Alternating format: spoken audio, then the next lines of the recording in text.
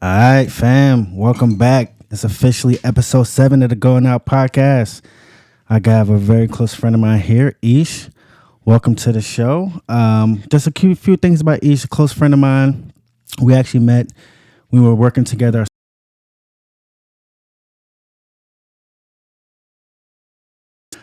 But then she also helped me out at one of my private bartending events for my company some time back. I forgot about that. Yeah, exactly, right? So we go way back, man. But we also work together at Harold's, Chicken and Ice Bar. I know, so We are not talking about that. we is gonna get into that. I got some questions about that. We're gonna dig into some of that. But since working behind the bar, she's also explored some other things, some other endeavors. We know that you have an eyelash business, right? I'm pretty sure you're Licensed getting esthetician. exactly. Yes, thank you. Getting some other things. And she's also ran a podcast as well. So we're gonna dig into that. A podcast where she talks about spreading love and information about sex positivity, Yeah. right? Called the Uncomfortable Podcast, play on words, so we're going to dig into that. So big round of applause. Welcome to the show, Ish.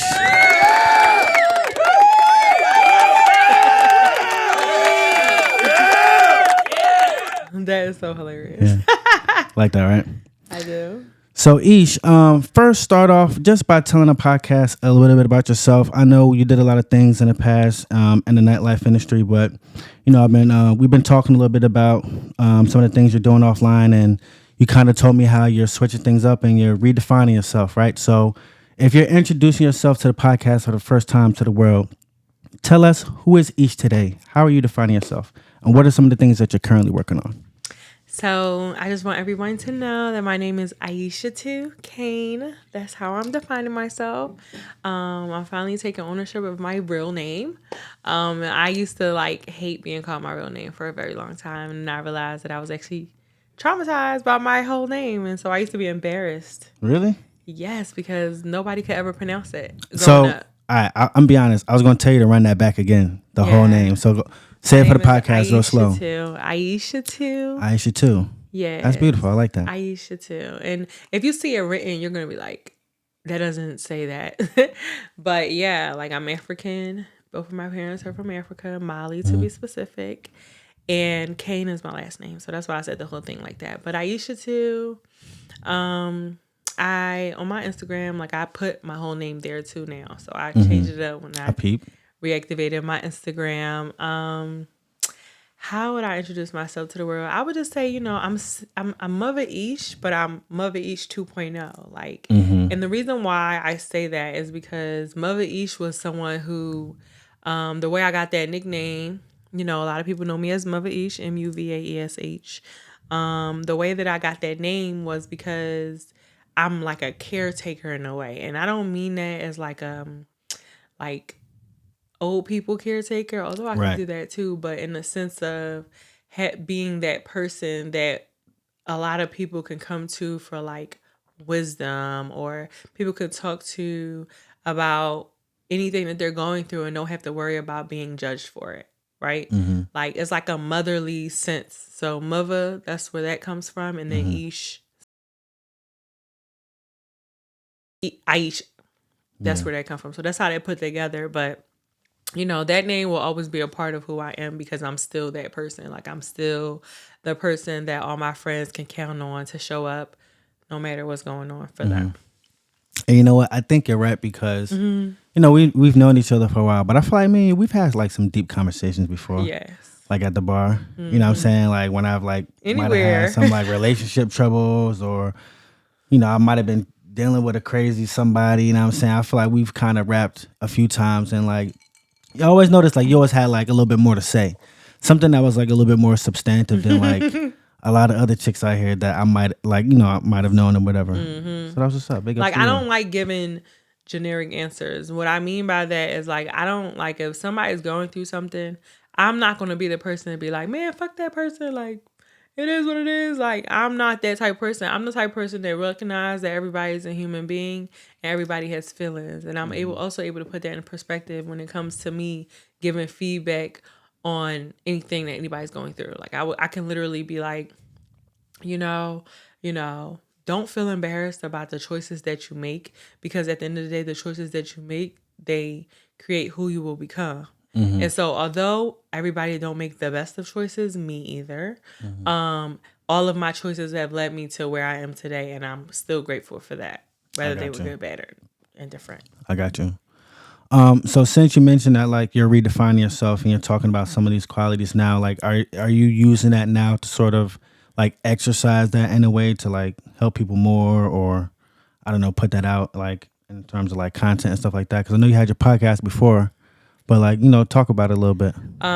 So my podcast is called Uncomfortable Podcast, CUM, by MuvaEsh. And when I made that podcast, I feel like I was in a discovery mode of sexual discovery, right? Because I always say, and I say this on all of my episodes on there. By the way, I have not done an episode in like 3 years, but when I was doing it, I will always say sex is taboo in the Black community, and I don't understand why. And I was just trying to, at the time, I thought that it was very important for me to expose, like I want to say like all sexual things, but expose the world to, or at least my followers, to different things that are out there when it comes to the whole sexuality. You know, I had someone on my podcast who had herpes. Right? Herpes is a real thing in our community, whether people want to discuss it or not. Facts. Okay, it's real. And what they say, 1 out of every 3rd person really have it. Whether you know it or not, it's a real thing. And she was actively dating. She was in a polyamorous relationship, meaning she had 2 men. Oh shit. Yeah, and she came on the show with one of her men, and she discussed how she's herpes positive, and she discussed how her partners were okay with it, and how her partners were still herpes negative. Like, even as she's done with them, as we don't know now, like in the society that we live in now, they're so advanced anyway. Like, people can be HIV positive but not trait carriers, whatever that means anymore, right? Like, it's not an active, or they'll say things like it's not active. Like, I'm not an active carrier. Like, so like we all know that those deep STDs aren't death like ridden as it was before. But for me, it was just the point. It was, my podcast was for me to inform people about the different STDs out here, because those aren't the only 2 STDs now. There's a lot. Right. I would inform people of different venereal diseases, male, you know, what is it called? Erectile dysfunction. Yeah. It being a real thing, and people not being embarrassed by it, because it's a real thing. Like, I guess it was just my duty at the time that I felt the need to bring real people into these situations, so people can be more empathetic about it and not so judgmental, because I felt like the world is judgmental and I just wasn't. Yeah. You know? And so that was my way of curating a little bubble where if you come to Aisha page, you're going to be greeted by some real things. I'm going to say my honest opinion about things, and I didn't sway it one way or another due to the opinions of the majority. So, and what you asked me, you said, how am I doing it now? Now, when it comes to now, because I'm in a newfound stage in my life, like, this is a place where I've never been before. When I say that, I mean the space of growth that I'm in right now. Exactly. That's what I want to dig into. Let's talk about the growth first. Yeah. Let's talk about that right now. Yeah. So I use the time. So right now, I want to say I'm going through a breakup. It's been about 8 months, right? But during this time, I've decided to allow the hurt to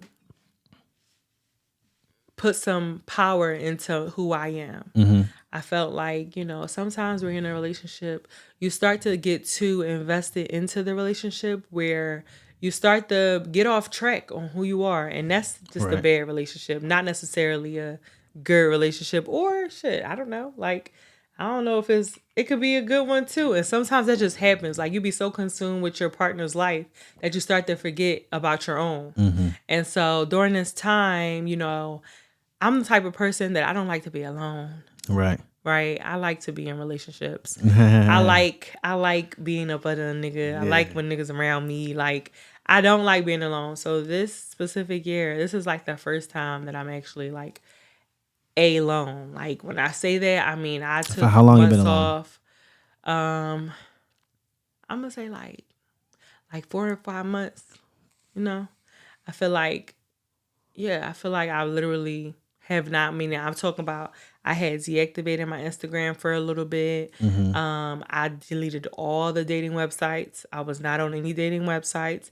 I was not entertaining no men.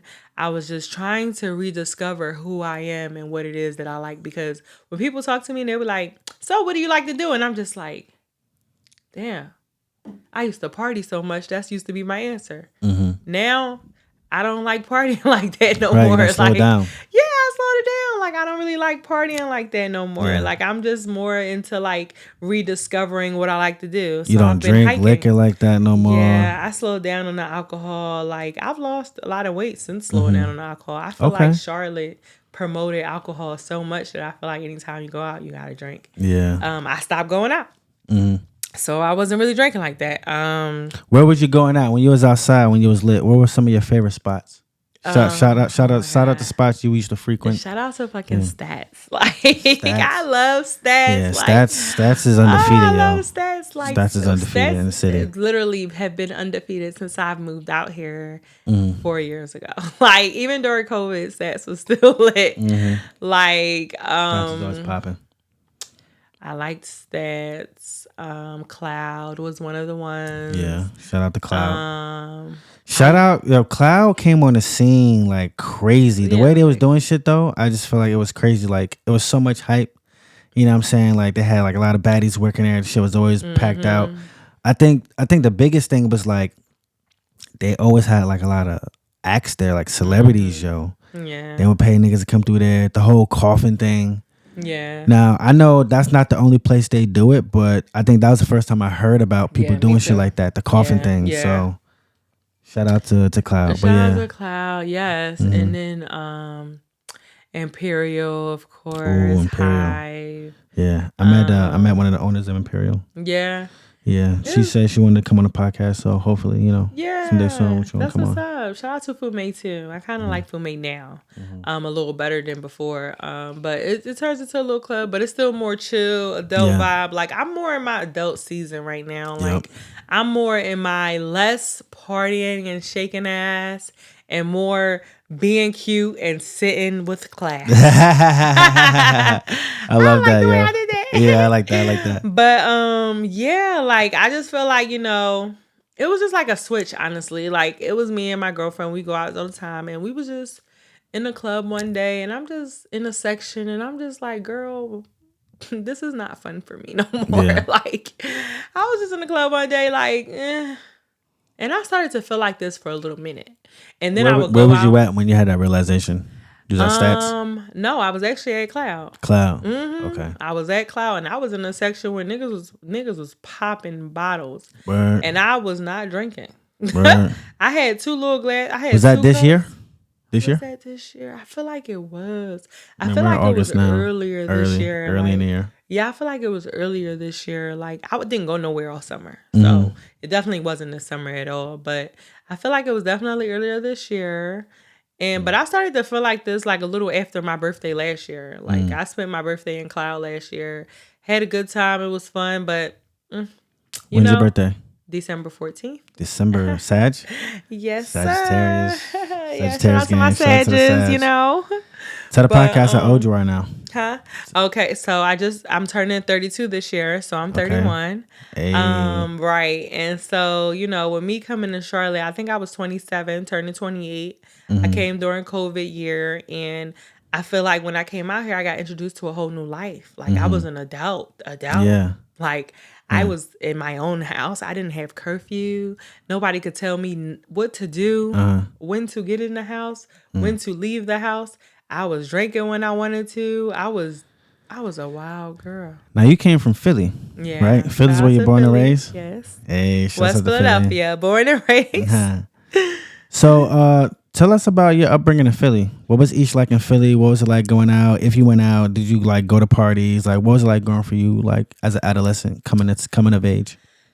So, as I stated before, I'm African, both of my parents, straight from the boat. You know what I'm saying? So it's Malian, right? Is that how you Mali. say it? Mali? Yeah. Mali, but people from Mali are Malians. Malians, okay. Yeah. Shout out to them. So they were very much like me and my siblings and my cousins. A lot of us were first generation Americans. Mm-hmm. And that just means that we have African parents straight from the boat, but we were born in America. Right. Like we're the first generation that is born in America. Yeah. So that's what I mean by first generation Americans. My parents were pretty much, like secluded. Like we didn't do too much. They were strict. Very strict. Yo. Like I was growing up. I don't think I came outside till I was like 13. They used to just lock me and my siblings in the house while they were literally come outside, like just to play, or you mean like just going outside and hang out? Like going outside and hang out. Yeah. Like we were locked in the house while my parents was at work. Like they locked the door from the outside where you can't even. Somebody come ring that doorbell. My mom and dad is not home. Yeah, I forgot. I forgot what kind of key that is. I don't know.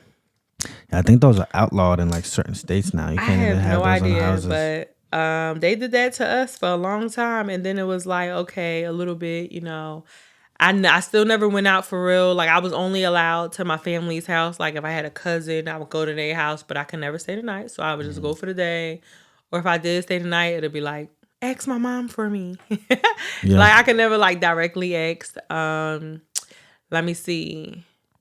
I got pregnant at 13. Look at that. First time outside, got pregnant. That was really like a sad moment for me. First time outside? Yeah, because it was like the first time I had sex, I got pregnant. Damn. Right. And I didn't know that I was pregnant until I was 22 weeks pregnant. That's like 4 months. So, okay. So finish on the story. I was, I didn't know. So the way that I discovered that I was pregnant was that, I just was crying about stomach ache. Like I had such a hard, I remember like it was yesterday because it was a very traumatic situation for me. Mm-hmm. And I just was crying on the floor because my stomach hurted so bad. So my aunt took me to Children's Hospital of Philadelphia and we're in there and, I go ahead, they make me pee in a cup. They start taking ultrasounds and long story short, they let my aunt out the room and then they tell me like, I just want you to know you're pregnant. So you can't even be seen here no more. You have to go next door. Oh, shit. Next door is an adult hospital. Next door, Hospital of University of Pennsylvania. It's a fucking adult hospital. I'm 13. Shit. They tell me I can't even.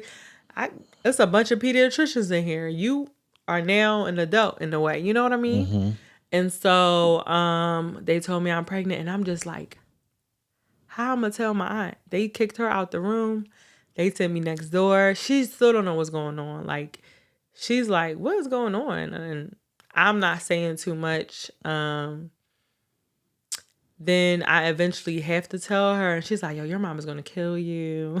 You told your aunt? Okay. Yeah, she was there with me. So I had to eventually like break it down to her, and eventually my mom found out. Everybody knew. And then at the time, I was just so confused. Like, it happened so fast. Like, I'm talking about found out I was pregnant Monday. By Wednesday, had a doctor's appointment. By Friday, the abortion was happening. It was a 2-day abortion. So, it was Friday, Saturday.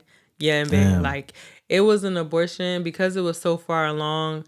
It was a 2-day procedure. And, like, to this day, I just remember the whole scene. And, I ended up telling the nigga who got me pregnant. I told him about it. We were going to meet his parents. Like, but it was no need. By the time all of that happened, like, it was already gone. So it was just like. Who was he? Like, was he like somebody you were dating or? He was somebody that I had a crush on for a long time. Rest in peace to Malik Wesley. Like, that was my first. He was my first. I had a crush on him for a long time, but the way I gave her my vagina was very much like a gullible ass bitch. Like, you was a gullible ass bitch. Like, he took both my hoes though. I will never forget that. Like, I was very bloody. It was very messy. Like, I was not happy. I stopped. I ain't have sex for a while after that. You took both your holes? Yeah. I mean, like anal? Yes. Oh, shit. First time? At 13, yes. That's intense, yo. Like, what? I didn't know what was going on. It was so traumatizing. Oh, my God. Like, all right. So, let me ask you another question. Yeah. How old was he? You were 13. He was 14. He was 14, okay. Yeah. All right. Yeah, I know a lot of chicks when I was in like middle school was like losing their virginity to like older niggas, yo. No. Like talking about like niggas that were like 19, 20 coming around. Crazy, yeah. Yeah, he was only a year older than me. Mm-hmm. That's crazy. So that I lost my virginity when I was 13 too. Really? Low key, yeah. Yeah, I was, not low key. Yeah. How old was the woman?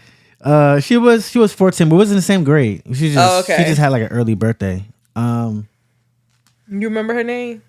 Yeah, of course. Of course I remember her name. You will never forget that first name. Of course I remember her name. Okay, so. Well, you want to name drop?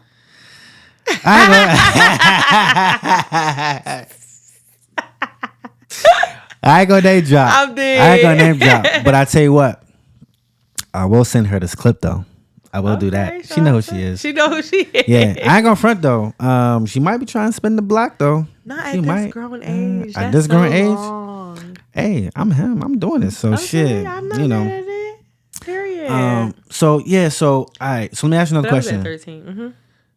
Mm-hmm. The abortion piece. Mm-hmm. That's tough. It was. It was like, I was too young to understand what was going on, to be honest. Like, yeah. I didn't really necessarily have a choice in that matter, Not that I was old enough to make a choice, Mm-hmm. But then, the next time I got pregnant, I decided to keep it because of that reason. Literally. So that's your son now? My son now, yeah. He just turned 11 today. Happy birthday, Zakai. Shout out Zakai. Hey. Happy birthday. But yeah, like when I was 20, I got pregnant again. Mm-hmm. And I was just like, I don't want another abortion. Yeah. That's just really what it was. I think it was like a control thing. Like I felt like because I didn't have the choice before, I want the choice now. So that's what I want to ask you. So the first time, like, did your parents push you into that? It wasn't necessarily a push. I think it was a decision that they had to make. Like it was I'm not 18, not old enough to make no decisions. And I don't think it was a decision both my parents make. I think it was just a one-sided thing. Because my mom literally didn't want nothing to do with it. And my dad just made the decision because he just felt like he needed to. Like, girl, you are a baby. Like, I'm not mad at the decision now. Because I definitely agree. Like, I feel like even at 20, I was a baby, having a baby. Like, you know what I mean? So I can't imagine raising a child at 13. Mm-hmm. Raising a child at 20 was hard enough. So no regrets on the first abortion?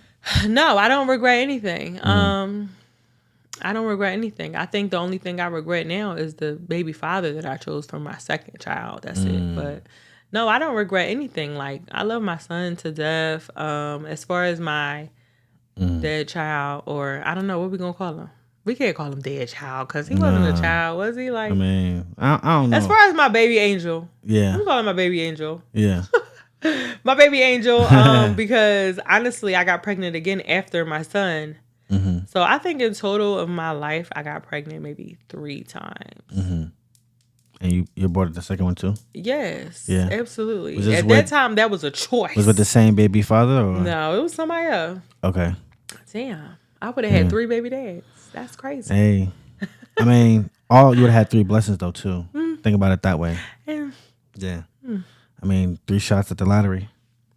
Yeah, that's but after I had my son at 20, like, I'm not going to lie, I loved him for what he did in my life in terms of pushing me, because I've always been like a hustling ass bitch anyway, but I used to dance.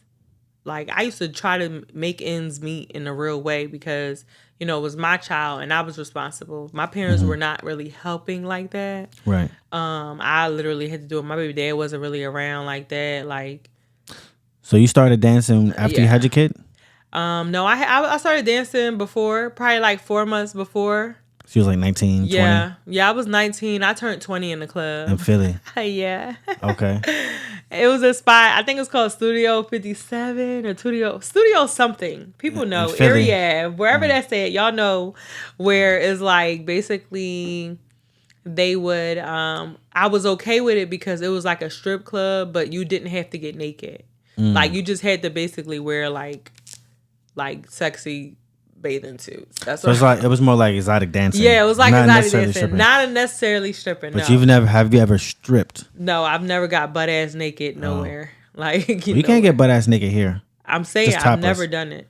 Yeah. And I've never been topless either. Like, I've never walked around in no club topless. Would you? I've never walked around. No.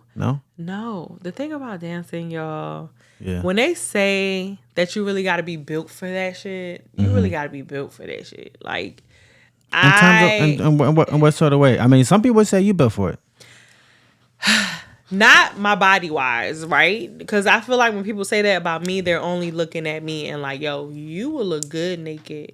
And yeah, that's cool. But it take me a little more than that. Like, the whole time I danced, I was on perks, Molly's. I'm not Molly's. Blues. You're talking about built for that, like in mentally, a figurative sense. Like Yeah. Like, you have to be built for it mentally. Yes. Like, it's not something like you gotta be straight up like gutter in a strip club. Like, all about your money. Like, you can't let nothing distract you, nothing disturb you.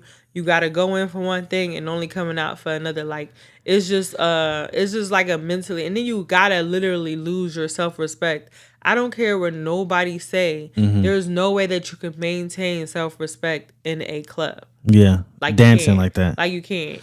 And the reason I say that, do you think it's like that everywhere, or there's some places? I feel like there could be like some high end places. Doesn't matter. You're still allowing strangers to slap you on your ass. Like, there's that part. There's no way that they can respectfully smack your ass. Like, they putting dirty ass money in your coochie, putting dirty ass money in your boobs. Like, this is just my opinion though. Like, hats off to all the people that could do it and could get money while doing it. You know, I understand the circumstances because I've been in them and I tried it, but it literally never made me feel good. Like, I can leave out with a ton of money and I would still be like, well, I gotta go back tomorrow. Like, I don't want to be here. Like, I had to literally always be drunk or on some type of pills to get through my night. So you're going through some of the lists. I don't think I finished. I think I cut you off. It was like perks. I used to do perks.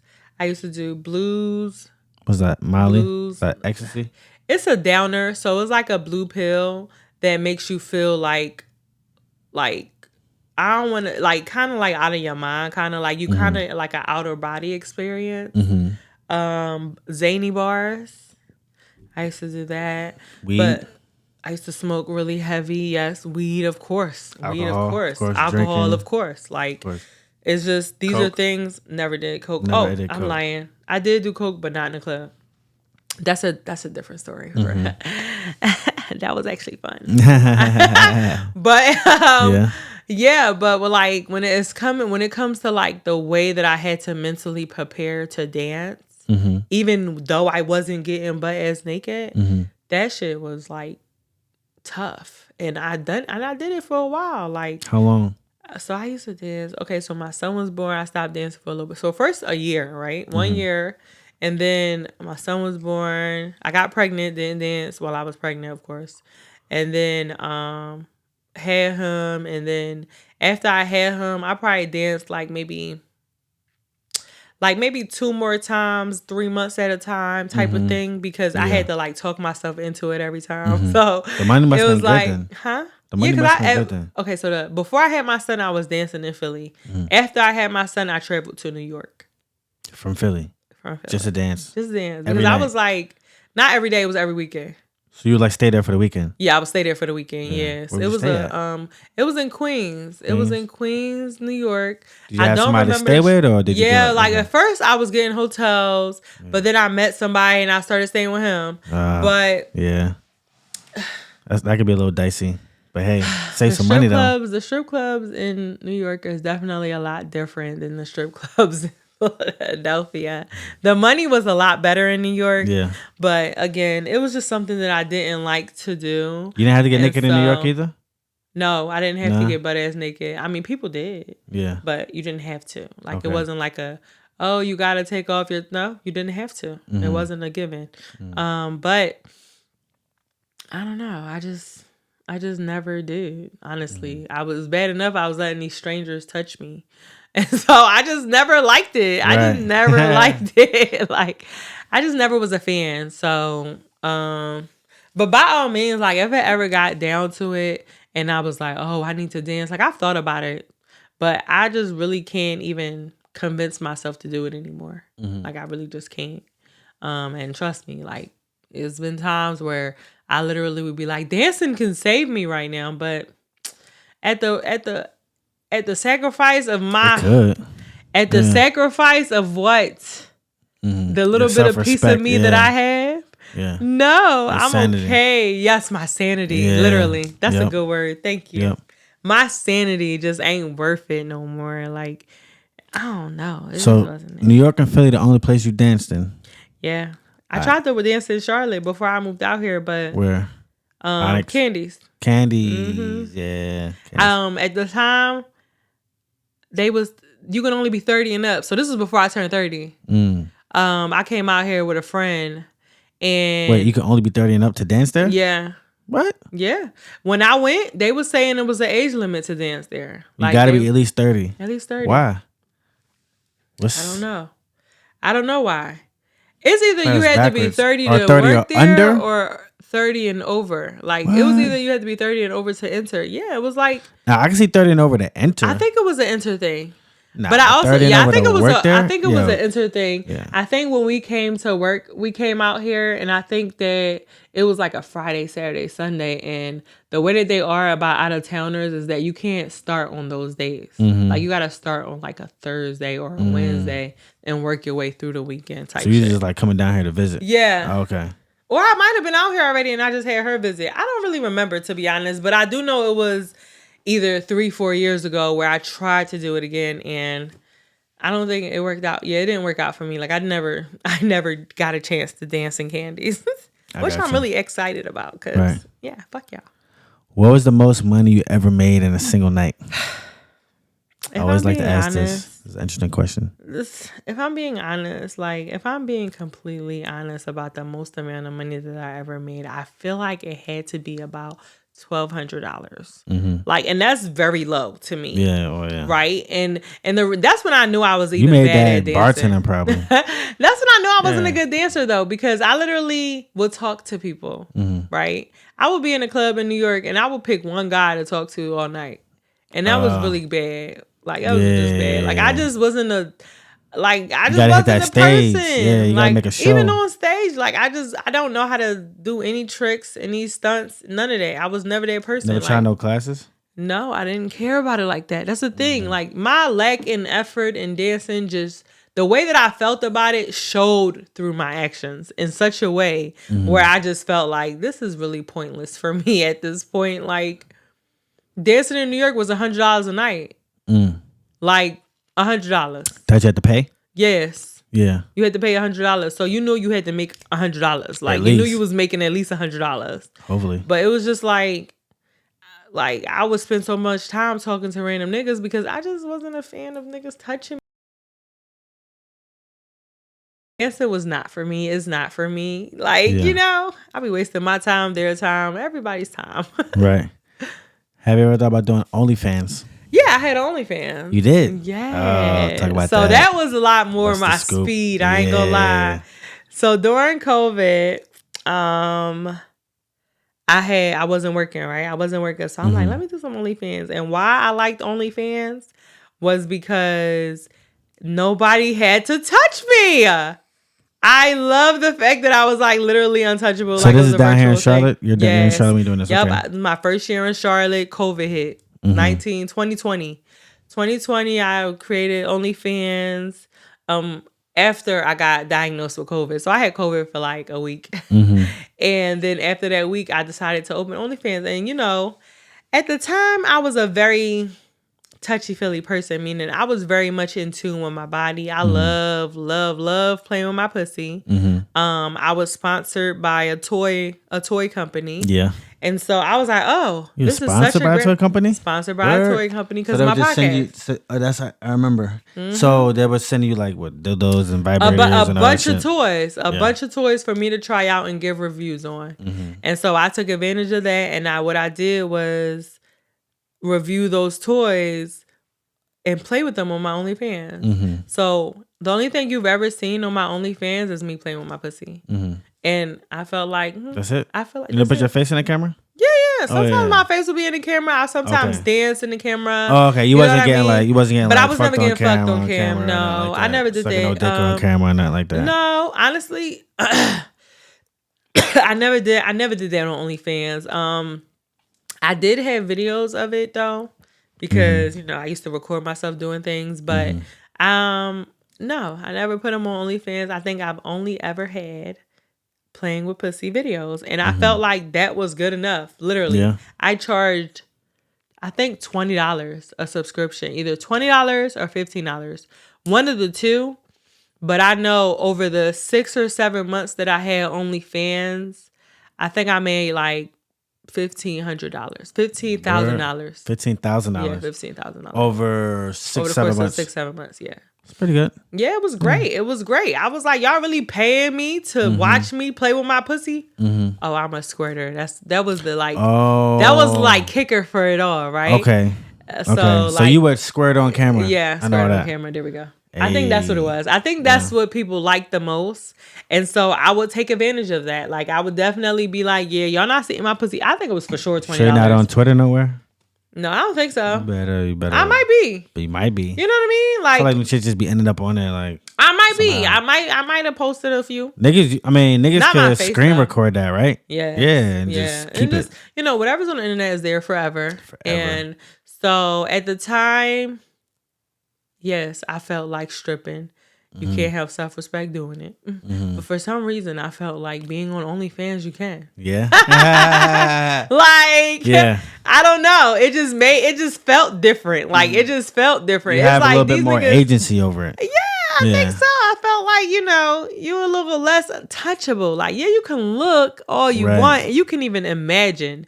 But you can't touch. Mm-hmm. Like, you will never feel this wet pussy on you. Like, you will never. You can imagine it. And I think that's the imagination that allowed men to consistently subscribe every month. Mm-hmm. Which I think was crazy. But I felt like, shit, if niggas is throwing money at bitches that they ain't even seeing naked, then they definitely paying for OnlyFans on bitches they never met. They paying for porn. Like, facts. Porn is like the highest paid industry ever. Mm-hmm. So I think that it just kind of did that. And then I stopped doing it because I met somebody and I was like, while I'm with somebody, like, it doesn't make sense for me to be doing this no more. It just didn't feel good. And I stopped it. He didn't ask me to, but I just did it on my own. Now, you were doing OnlyFans down here. When you started that, like, did you already have like an established network down here? Did you know people? Did you have like a following? So, like, how did you kind of, was like... Okay, so I had 2 Instagram pages, right? One was a main Instagram page, which is the page that I have now. Mm-hmm. And another one was just niggas only. Niggas only Instagram page. Like, I had a separate Instagram. I don't have it anymore because along with my OnlyFans, I deleted the page too. But niggas only, literally. I would be on dating websites and I'd be like, this is my Instagram. And they'll only follow that Instagram. So I had like a few thousand followers on that page, and it was all men. Mm-hmm. All men. Like, I don't think I had a girl on there, and if I did... Strategic. And if I did have a girl on there, she probably was on OnlyFans 2 type shit. Like, okay, I don't think that I had anybody that really knew me on there. Right.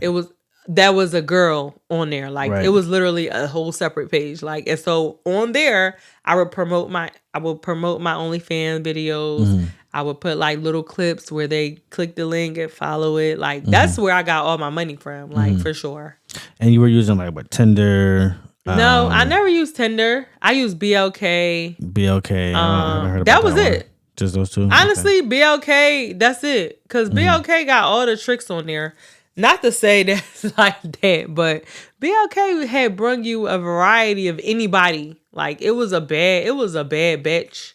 Like, BLK is the most, I don't like that app anymore, but it did what it needed to do. And that's how I gained my following on Instagram from there, on that page. And that was the only page they all followed. They didn't follow my main page. They only knew me by whatever name I had on there. Right. And that was it. My stripper name was Safari, by the way. I was going to ask you, did you have a name? Safari. Was it the same name for OnlyFans too, or? No, it was Miss Squirtle. Miss Squirtle. Yeah. I remember Pokemon. Yeah, Pokemon. It was definitely Squirtle. That's what I called myself. That's funny. Yeah. So Safari, I'm guessing that's the Malian.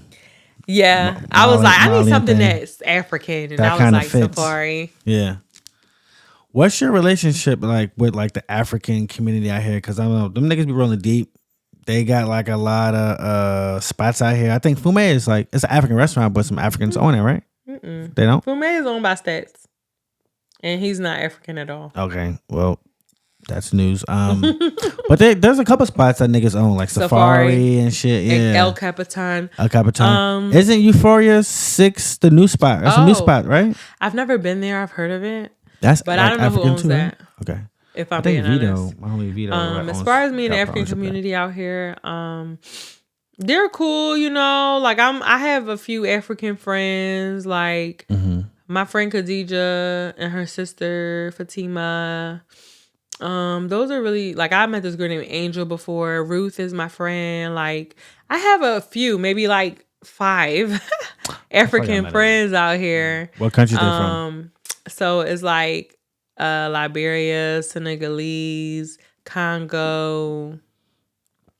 Do people from certain ethnic backgrounds in Africa hang with others? Like, yeah, because you got like Nigerians, right? I feel like Nigerians kind of mostly hang with one another. Yeah, I mean, you know, you hang out with the people who speak your language because it's a lot easier than English.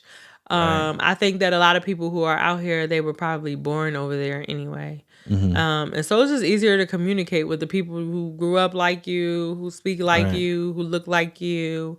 Me, I have yet to meet someone from Mali. Like, really? I've yet to meet. I can't remember if I have or not. I've yet to meet them. Like, if y'all out there and y'all from Mali and then Charlotte, please hit me up. You meet a lot of Congolese out here? Yes, a lot of people from Congo, like a lot of people from Liberia, a lot of people from Senegal. Like, it's a variety, and I'm okay with them. Like, I like African clubs. Right now, I'm into Afrobeats anyway. Like, when African music started getting popping in America, like, I was so excited. Yeah, I be seeing you, like, when I saw you. I was so excited. I'm like, okay. We out here. Even when I worked with you, like, you know, at the club and stuff, I would see you turn up to the African. I would be so excited because I felt like finally, like, some dancing ass music. It was just cool because you don't hear African people talking about killing and shit. Yeah, it's always fun vibes. It's always. I got a crate in my Serato called Wine Time. One of my DJ mentors sort of put me on it, but yeah, definitely like the Afro beats. Now, you know, I don't know. There's still so much more for me to learn in terms of like all the different artists and all the different songs. Now. Yo, it's so many, but yeah, definitely, it's definitely taken off. Who are some of your favorite artists that you fuck with? I like Davido. Yeah. I like last night. What's that girl name? Damn. Let me look at my playlist real quick because I don't want to forget nobody because I'm literally like an Afrobeat person. So I like Burna Boy. Burna Boy. Wizkid is cool. Ira Star, Tim's. What's that girl name? She got that water song. Tyler, yeah. I love Tyler. South African, yeah. Yes. Have you ever been to South Africa? Never. The only place I've ever been to is Mali. Like, that's where I was at 2 weeks. It was like 3 weeks ago. Really? Yeah, I just came back. Yeah, I was just out there. I went for my sister's wedding. Oh, yeah, you did tell me. I think... Did I call you? I think I DM'd you or something, and you said you when I was out there. Oh yeah. Yeah. You did. You did. Right, I was like, I come back, so maybe when I come back, I'm gonna do the podcast. That's right. Yep, sure did. It was so fun. Like, Honestly, Africa is a little different than what I'm used to. Like when I used to go as a younger person, like this is my first time going in like 4 years. When before 4 years ago, I used to go every year. To Mali. What city? Bamako. Okay. Yeah. So So the when I capital would or go, it's like the major yes, city? capital. Yeah, when I would go, it would just be like so much fun, vibrant life. Like people were happy. Like it was just so interesting. Yeah. This time when I went, because of all the political wars that's going on and just like the country being at a battle, it wasn't that exciting. Yeah. It wasn't that exciting. It kind of felt really dark. Half the country was out of power for a lot of days, or half the day. I was at the airport and the power would just go out. Yeah. I ain't never seen the power go out in no airport. That's crazy. But yeah, it was just a little dark. Like the energy was very dark and super poor. Like, okay, the country is pretty poor, but it was just super poor. Like, it was just like very much like, yeah. So, yeah.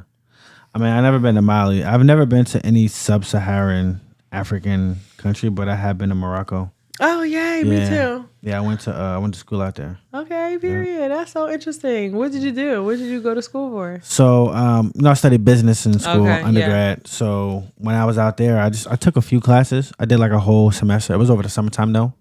I took like 3 classes, I think.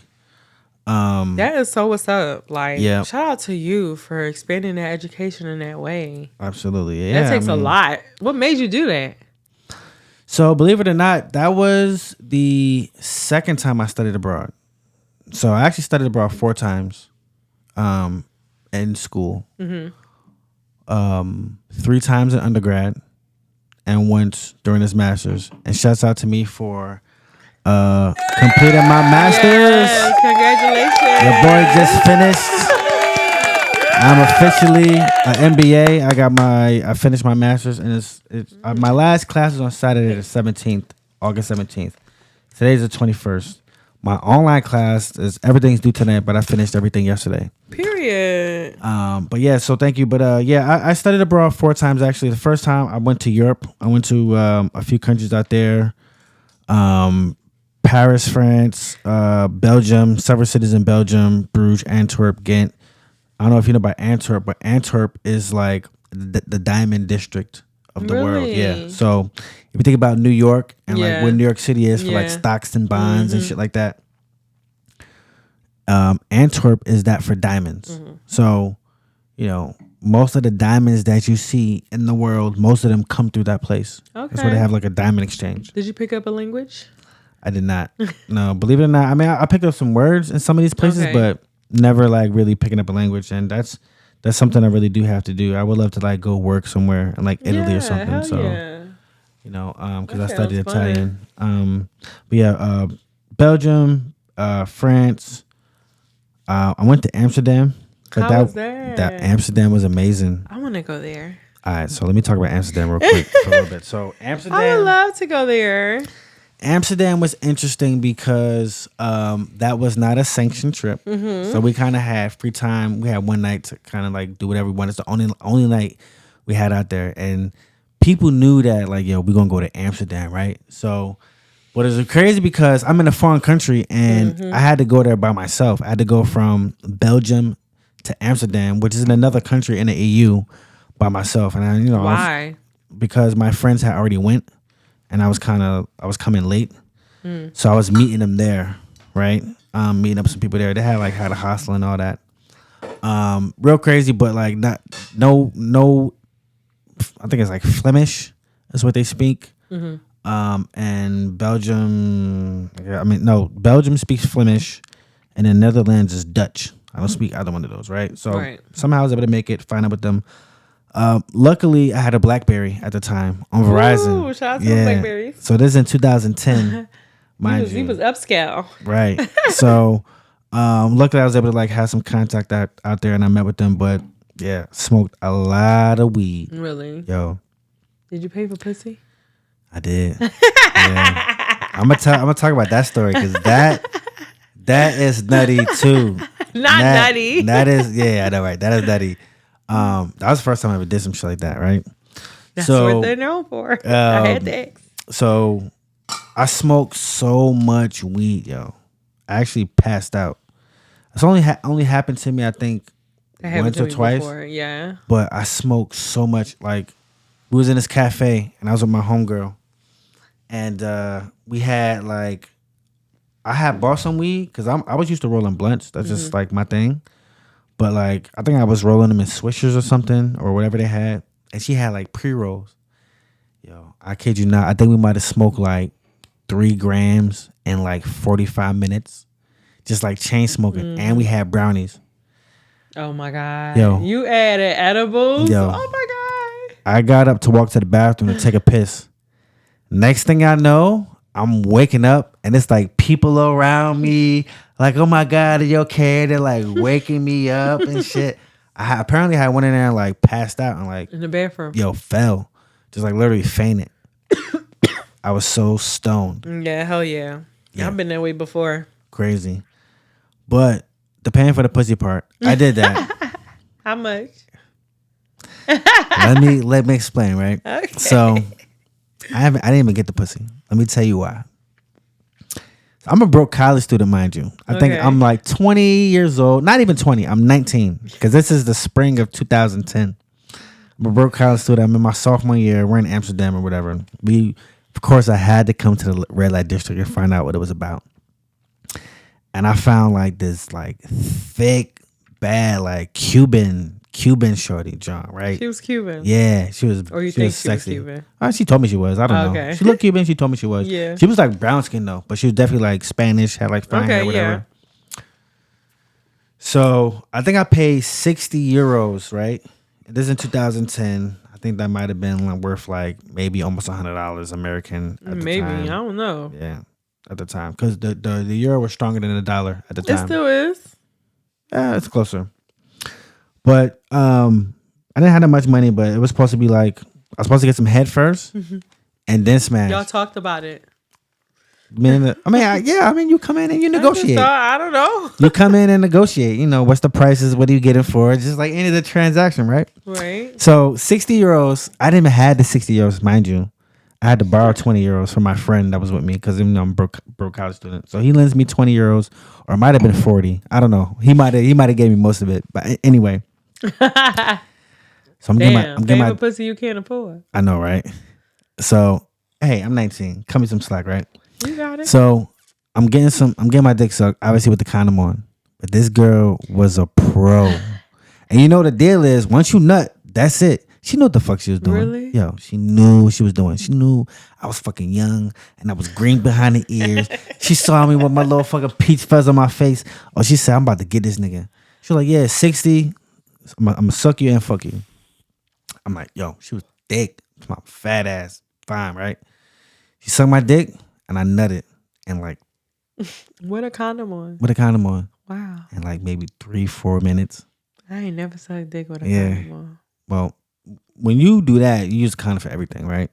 So she's like, oh, Poppy, oh, that's it. If you want fuck, you pay more. I'm like, shit, man. Oh, yo, I felt like I got had. But hey, you know, as a young guy, first time doing that. It was worth it.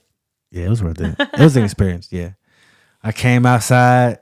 I had my head low. It was such a walk of shame. My friend was waiting for me. But it was cool, man. Those are good times. He knew what you was doing? Yeah, he knew what he was doing, of course. He didn't want to do it, but I don't know. I did it. Fuck it. I didn't care. But yeah, so Amsterdam, and then London. I did London too. That was all one trip. I think I've been to London before. Yep, London was very nice. London was dope. I enjoyed London the most because we didn't have the language barrier. Mm-hmm. One of my homeboys, shout out to my boy CJ, if you ever see this. He was out there, so I linked up with him. One of my friends that I knew from like middle school, high school, which is cool. I had a lot of fun out there. That was one trip. And then I mentioned Morocco. Morocco was the following year in the summertime. Mm-hmm. So I spent an entire summer out there. How was that? Morocco. That sounds fun. Morocco was amazing, yo. Morocco was so dope. I took like a principles and management course, a management information systems course. And then there was just like it was like a travel course where I basically I got to go out to like several sites with them. But I think my favorite part of that trip was the Sahara Desert. Really? What did you do? Rode camels. Okay, that sounds fun. We basically rode out there at night, right? In the middle of the night, kind of watched the sun come up, and then rode back. Just kind of like played around. Yeah. It was really dope, really dope. Morocco, and then I did Thailand, Bangkok, Thailand. Yeah. That was all in undergrad, and then as part of this master's program, we went to Germany. Okay. I was in Germany for like a couple of days, France, and then Dubai. Yeah, I remember Dubai. Dubai was lit. Dubai was a lot of fun. Yeah, it looked fun. You look like you had a good time. Hell yeah, yo. Hell yeah. All right, so we're going to take a bathroom break real quick. Quick bathroom break. I'm going to press pause.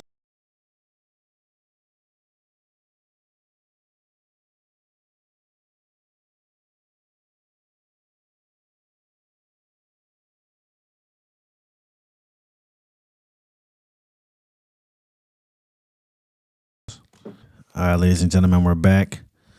I had to take a quick bathroom break. You know, we'll be up here drinking, and I'll be breaking the seal, so you have to take breaks up here. But I literally said I'm not breaking the seal. Right? But so we were talking about my time overseas and some of my sexcapades abroad, but I also did it in Bangkok too. You know, Bangkok. Pay for pussy in Bangkok? Yeah, you know that's the thing. What's up, alright? So you ever seen remember Rush Hour? Yes, I remember the happy. Yeah, I did one of those. The massages with the happy ending. Yo, it's a whole experience, yo. It's a whole experience. They bring you in, you come in, and I swear to God, it's just like Rush Hour, yo.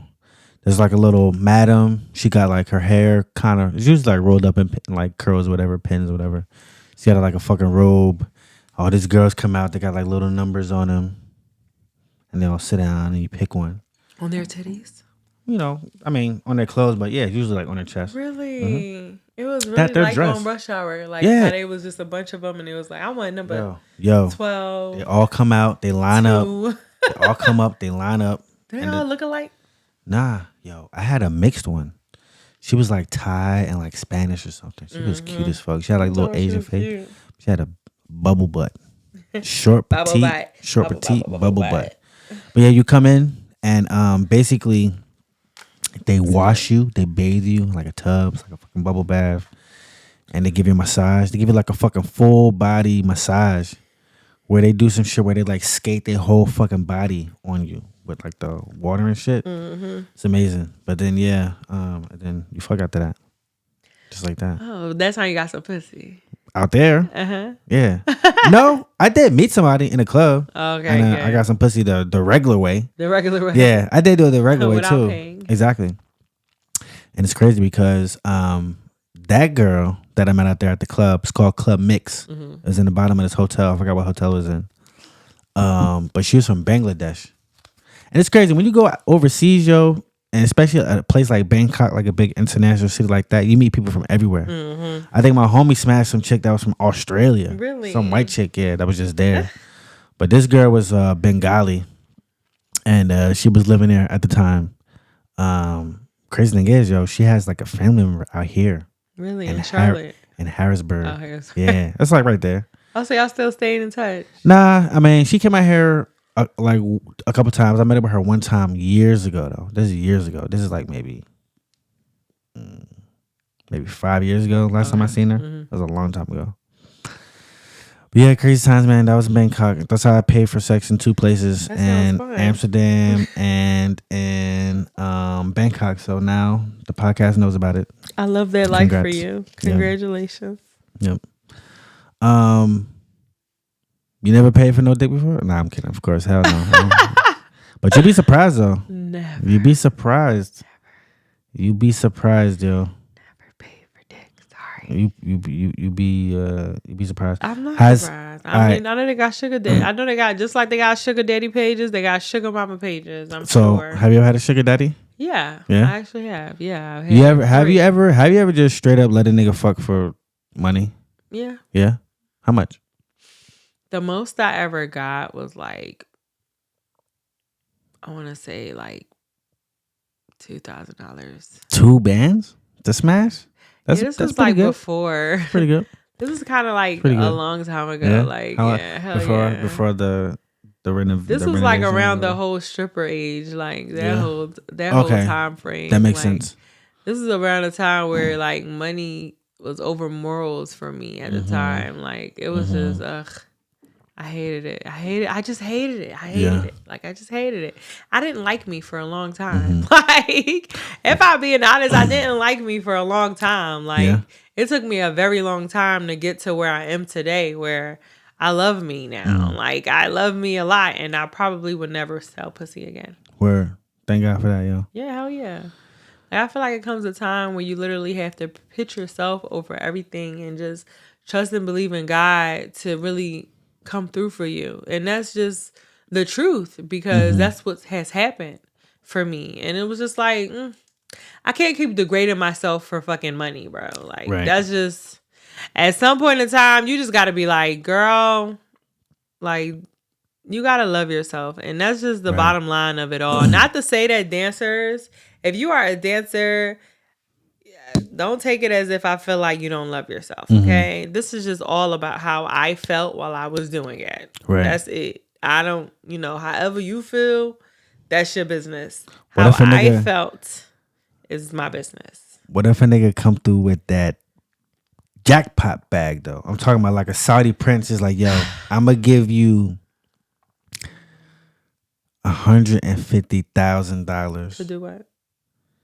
If you let me smash for like, what if he was like, yo, you gotta come on like a trip with me, and I basically gotta stay with me for like a week? I don't know. Like, my thing is a no. 150 bands. The thing is like 150 bands, and he was like, yeah, come spend the week with me.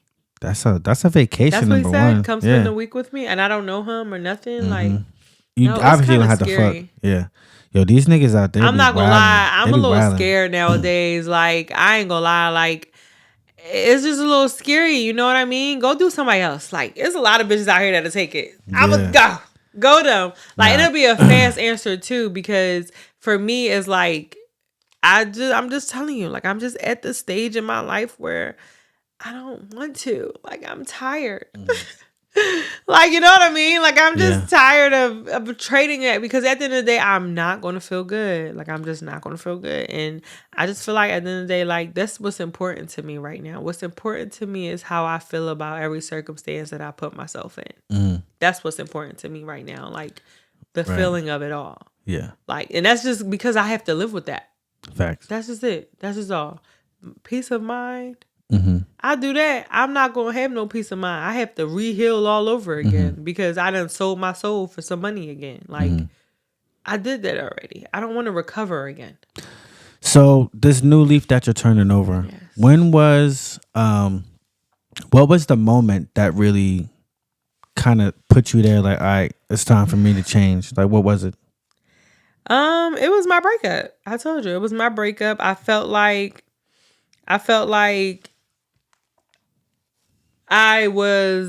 when we broke up because of something that he did. But I felt like the whole relationship in itself was just poor quality relationship. Yeah. Right? And I don't mean that, no offense to the guy, because, I chose him. It was me too, poor quality type shit. Like, you know what I mean? Like, I wasn't the best of girlfriend. I wasn't the best of person.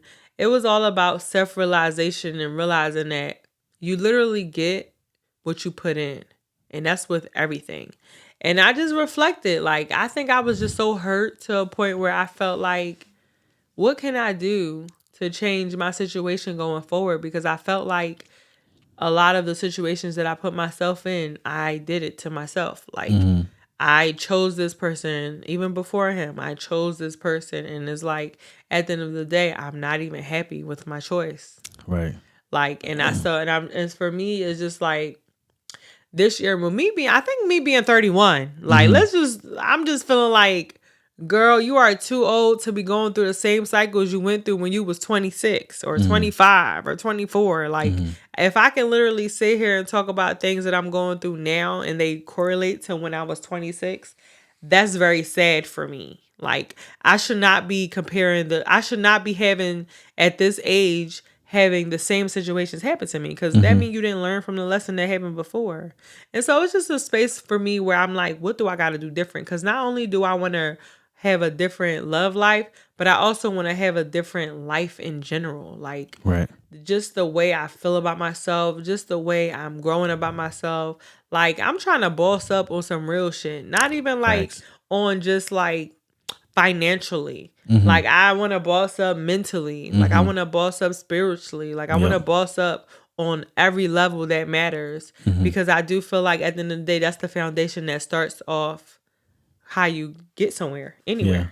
Like, that's just the truth of it all. And so for me, out of all those you mentioned, do you have one that's most important to you? I think, so what I say, financially, mentally, and spiritually. So out of the three, the most for me has to be the mental. I think mentally, spiritually too, but mentally is first. Because in order for me to boss up spiritually, I feel like my mental have to be on point. So how are you working on that? So right now I'm in therapy. You know, shout out to therapists. Shout out to my therapist. Hey, I started therapy. Shout out to therapy. We love therapy. Yes, I don't do therapy. I'm not gonna say I don't do it. I've never done it. Okay. I'm open to doing therapy. It's something I haven't done yet. Yeah. Well, I did therapy when I was a kid, but I mean, I didn't ask for that. Right. You know what I'm saying? Like, I don't know. No, as an adult, you have a choice. I really don't even know why I was doing it to this day. I don't know why I was doing that. I think I was in therapy as a child too. Like, I don't know. They kind of sent me to this person. It was like a part of an after school program, and I would kind of just sit there and we would like eat snacks and talk about stuff and like play like little board games. And nobody ever talked about it. It was just like a thing they sent me to, and nobody ever explained why. And I still don't know to this day. I'm like, I think I've been that was some therapy shit y'all sent me to. Like, what was that about? Right. Because it wasn't everybody. It was just like me and like maybe one other person, but it was like a group of us. It would be a group of us, and then we would get picked up and taken away. Yeah. I'm like, what the fuck is that for? Not on the yellow bus, the short yellow bus. Nah. Well, it was a short bus. Joking. It was a short bus, but that's just because, you know, they didn't. That's what they just call it. It was a short bus, but that's just because we didn't need a big bus, though. You know what I'm saying? Yeah. I get it. I feel like I've also been through that, but I think right now, like, that's one of the things that I'm doing, right? I'm journaling.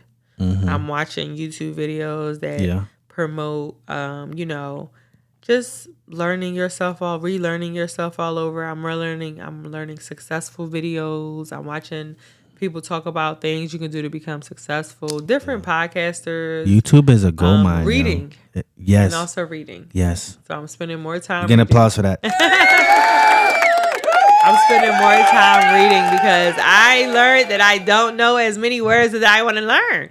Yo, reading's essential, man. So, like, I'm currently reading 50 Cent's book, Hustle Harder, Hustle Smarter. That man is so beautiful. When I say that, I mean his mind.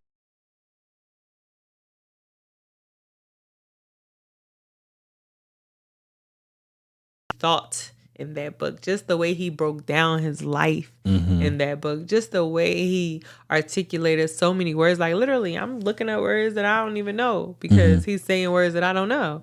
And so it's just like, for me, those are the three things that I've done that has been helping me in terms of being mentally grounded. I think it's very important to be grounded, and I want to get to that point because I don't feel like I'm there. Right. I feel like I struggle with a lot of anxiety at this point, and I just want to work on myself. Like, I want to literally be that best version of me that I've never been before. You know what I mean? I'm so happy you mentioned reading, though, yo. Yeah. Like, you don't really hear that. I mean, people read, but people read for different reasons, right? But I think reading to, you know, acquire new knowledge, wisdom, to advance yourself and make yourself better, I think it's like a huge thing. So I keep a library downstairs.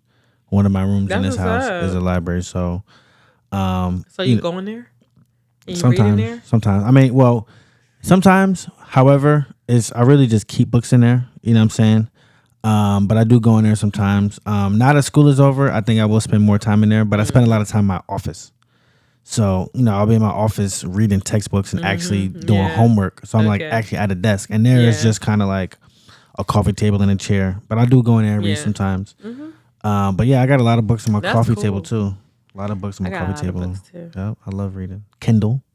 Like Kindle's popping. Yeah, or Audible. Like, honestly, I used to Audible a lot, but I think it makes a difference when you actually read a physical book. Absolutely. Versus hearing it in your ears. It's a lot more intentional. Yeah. And so for me, that's one of the things that I did this summer. Like, I would spend a lot of time in my pool reading books. Yeah, you gotta be able to read, yo. For sure. I love that book. So let's talk about how we actually met at Sports One, right? Because I want to talk a little bit more about some of your time in the nightlife, bartending, and doing things like that. So tell me, how did you end up at Sports One? How did I end up at Sports One? Let me think. I think when I first came to Charlotte, I think I was just coming from a space of trying to find a job, and I think it was this girl named Bree who we became friends with at the time, and I think she just told me about, like, yeah, we looking for servers, like, if you're interested, and that's just how I got there. I think she was working there at first. Yeah, she was a hostess, so that's right. Yep. Yeah, and so I think that she just told me about the job, and I just started working there. Like, that's how I got there, and then, I got interested in bartending, and that's how I transferred from there to there. Like, it just became, like, it was really fast, to be honest. Yeah. But how long were you serving before you started bartending? I used to serve in Philly, so I was serving in Philly for like a year maybe, and then when I got to Sports One, I think I served in Sports One from like maybe for like 5 months before I did the bartending. Yeah. Right, I remember it was like a little bit. It was just a little bit. Because I was bartending there when you started bartending. I was still bartending there when you started. Yeah. Right. I think it was definitely like a short period of time before I moved over to bartending, but I love bartending. Like, to this day, I still bartend. Like, I do like bartending, but eventually with me feeling like I need to just reinvent my life, because that's what I'm doing, I want to eventually get out of the bartending gig. Was that your first time doing it when you started there? Like, or did you learn somewhere else? Like, fully. Yeah. Like, yeah, I learned at Sports One. Okay. Well, shout out to Sports One. Fully. I don't know about shout out to them, but yeah, it was. Shout out to my coworkers. It was crazy working there though. Shout out to my coworkers. Yeah. When did you leave? Because I feel like was you there after me? So I don't remember when I left, but I do know I left once they closed down. Yep. So you left after me. Okay, yeah. I was there. Yeah, I was there till they closed down the second time. And I just didn't go back. So you wasn't there for like a year, were you? Yeah. You was? I was there for past a year. Okay. Yeah. Because I was there, I worked there for like 3 years. Yeah, I was there for but I remember you started bartending, but I feel like we didn't bartend together there for that long. No. Yeah, because I had left. Right? Because I was fucking up my money. You know what I'm saying? So that was the thing. He always fucked up the money. He always fucked up the money all the time. So Peter.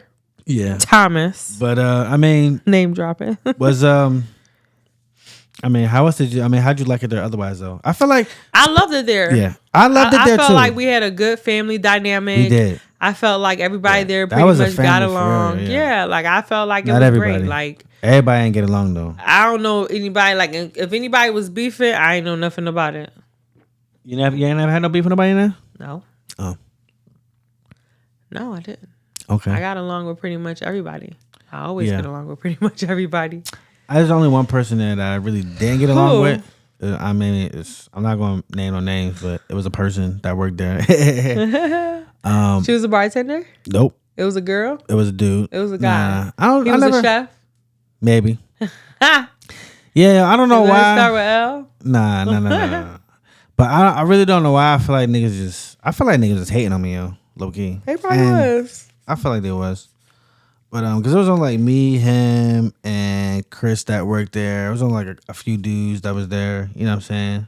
I wish I knew what he was talking about. And I was a swaggy nigga. You know what I'm saying? A lot of the girls liked me, whatever, and I wasn't a bum. Like, you know. Nah, I wasn't a bum. Nah, I mean, yeah. So,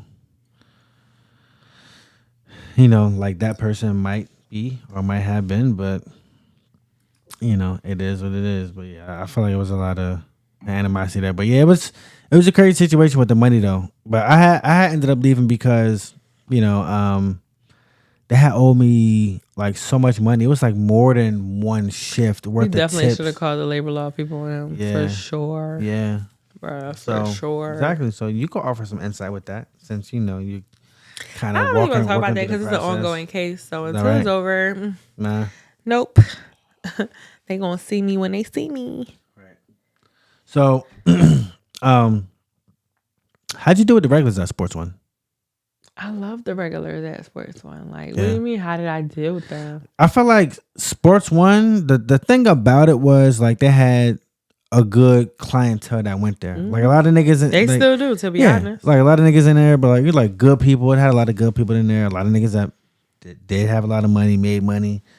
You know what I'm saying? You could rub elbows with some people in there. Like it's a real good place to network. And I ain't gonna lie, like I've come in contact with a lot of people.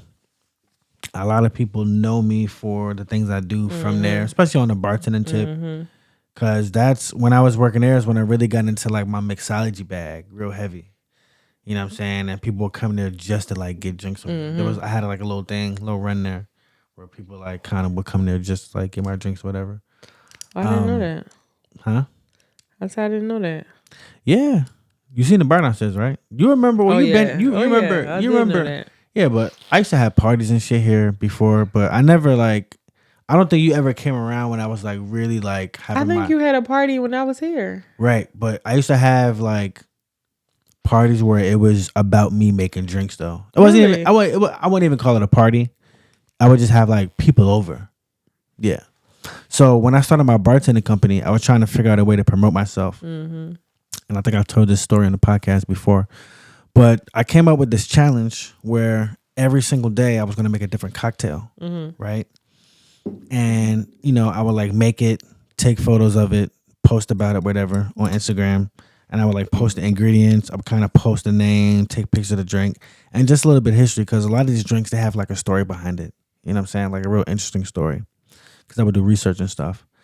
But I did that every single day for a year. Really? Yep. No, actually, I tried to do. Okay, I wanted to do it for a year. I made it for about 8 months. Okay, that's still good. Yeah, I think things just got busy with work and things kind of picked up with other stuff. I think I got another bartending job and I just started getting busier with bartending and everything. But that's how I built up that whole bar inventory and every single day for like 8 months I posted that content and that's great. How I kind of. Build up your business. Yeah, build up my business. But so that's how I used to have like parties. So what I try to do is I try to work more efficiently, right? So rather than really just doing one drink every day, sometimes I would just make a bunch of drinks, right? Like in one day, and I would just take all the photos, and I would just invite people over. We would just be smoking, like chilling, whatever, playing music, and just drinking, just having a good time, just hanging out. But those are good times, man. I made some good shit. I love bartending. Yeah. You should have let me make you a drink downstairs. I know, right? But I'm not drinking right now. Like I'm not gonna say I'm not drinking right now, but I don't really drink alcohol like that no more. Like strong liquor. I kind of been taking a break. That's along with my journey. Like I stopped smoking. I don't really drink like that anymore. I don't party like that anymore. Like I'm just all about self-improvement. Like right. And I don't think alcohol is involved when it comes to self-improvement. Like exactly, alcohol ain't do nothing for me. Literally, I think every time alcohol hasn't been involved in every traumatic shit in my life since I've been in Charlotte, like alcohol has been involved. Okay, you pass ice, yeah. So back to Sports One, you was working there, you was bartending, like. Compared to serving, I'm assuming bartending was way better, right? Absolutely. It was not only was it better money, it was like a much better time. I feel like it's way funner. Yeah, you know what I'm saying. I mean, don't get me wrong, serving was really fun too. Like they're both really a good time, but I think bartending because you're able to engage with so many more people, I think that's what made it a little more fun. Which one? Bartending is better money overall? Yes. Sure. Bartending was definitely a lot better money at Sports One. What about relating? You said you could.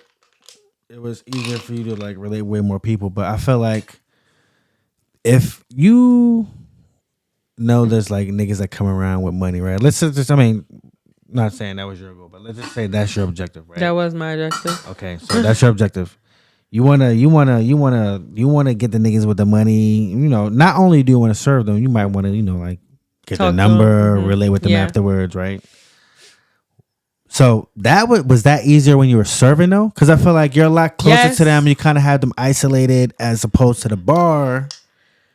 Yes, and also because I was the type of person where I felt like as a bartender, we already have the name of, bagging niggas. So really? I felt like as a bartender, like if a female's a bartender, like most niggas would be like, man, you always talking to 1,000 niggas anyway. Like it would be like, oh, niggas is bugging you. Like I just felt like we had a bad name when it came to, being a female bartender. That's and true. Getting, even as a male bartender, it's just is what it is. So for me, absolutely. I always had this rule. Which is true though. I was bagging everybody. I make some exceptions sometimes, but for the most part, my rule was as a bartender, I'm not giving you my number. Like I don't care. You never gave out your number ever. No, I said I made exceptions. Oh, okay. It was just rare. Like exceptions a nigga had to. Who? It just depended. It just depended on how he talked to me. Or how much money he spent. Like, it just mattered a little deeper than just a regular nigga just talking to me. Like, I think it was just like if a nigga came in at 8 o'clock and he was talking to me till 12 o'clock and I ain't see him talk to no other nigga. Talk to no other girl while I was there. I was like, okay, he might be on to something. He's spending money. I feel like some girls would say the opposite, though.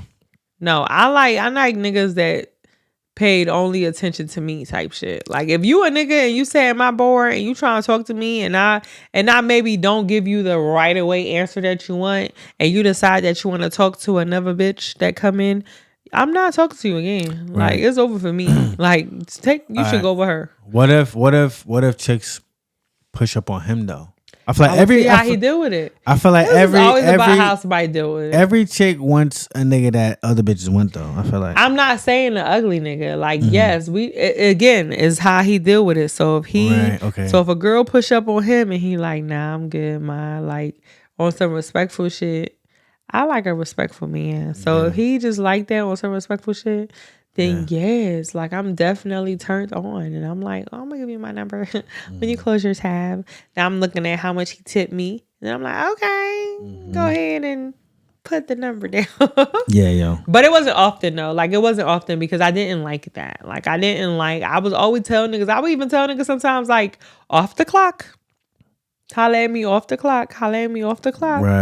Some niggas will wait around till 2 o'clock. Like, all right, you off the clock now. I ain't had to wait till off the clock, bitch. You want my number? Put your phone right here. Hand it to me. I'll put it in your phone right here. You just give it to me. I think it was an ego thing for me though. Like it was an ego thing. Like I think it was a girls gotta be a little bit more subtle. Girls gotta be a little bit more subtle. Yeah, I just wasn't the type of person that want to be out there like that. Like I always was choosy. Yeah, y'all get so many advances too. Yeah. You know what I'm saying? Like me. A lot of times, I ain't gonna lie. A lot of times, I was the one doing the pushing up. I'll be flirting. I'm like, yo, what's up? But I mean, that'll help with your tips too. I think there's nothing wrong with flirting. You know what I mean? Flirting was cute.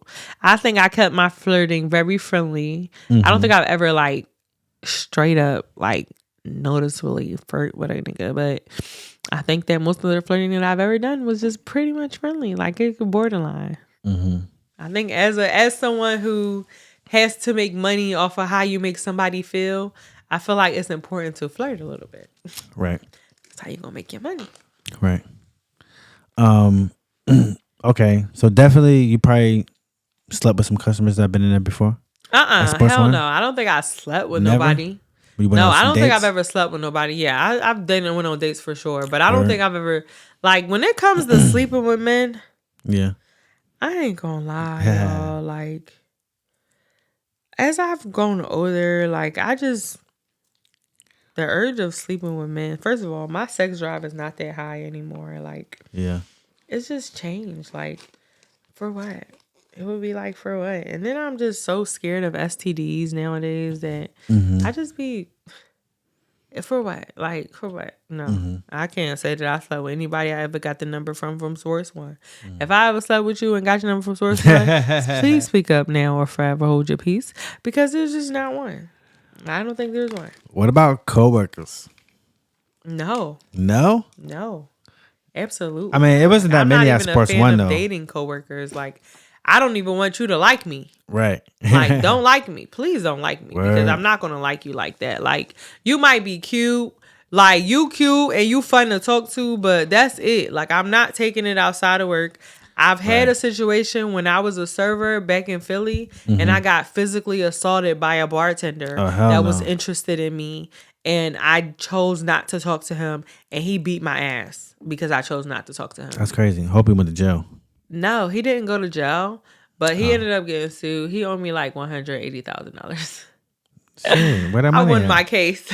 Where that He's money nowhere to be found right now. But trust me, whenever he open up any business in his life, it's gonna be mine. I'm like a college loan on his ass. Like, that's crazy. Literally $180,000. Yeah. Because he literally like beat my ass for no reason. Like, it was caught on camera and everything. Like, he was so mad that I rejected his ass. That the next time he see me at work, like, this was like in 2017, by the way, like, this was so long ago, but I still remember it was very traumatizing. And since then, I just knew, like, I would never talk to nobody at my job. And it's not even that we talked.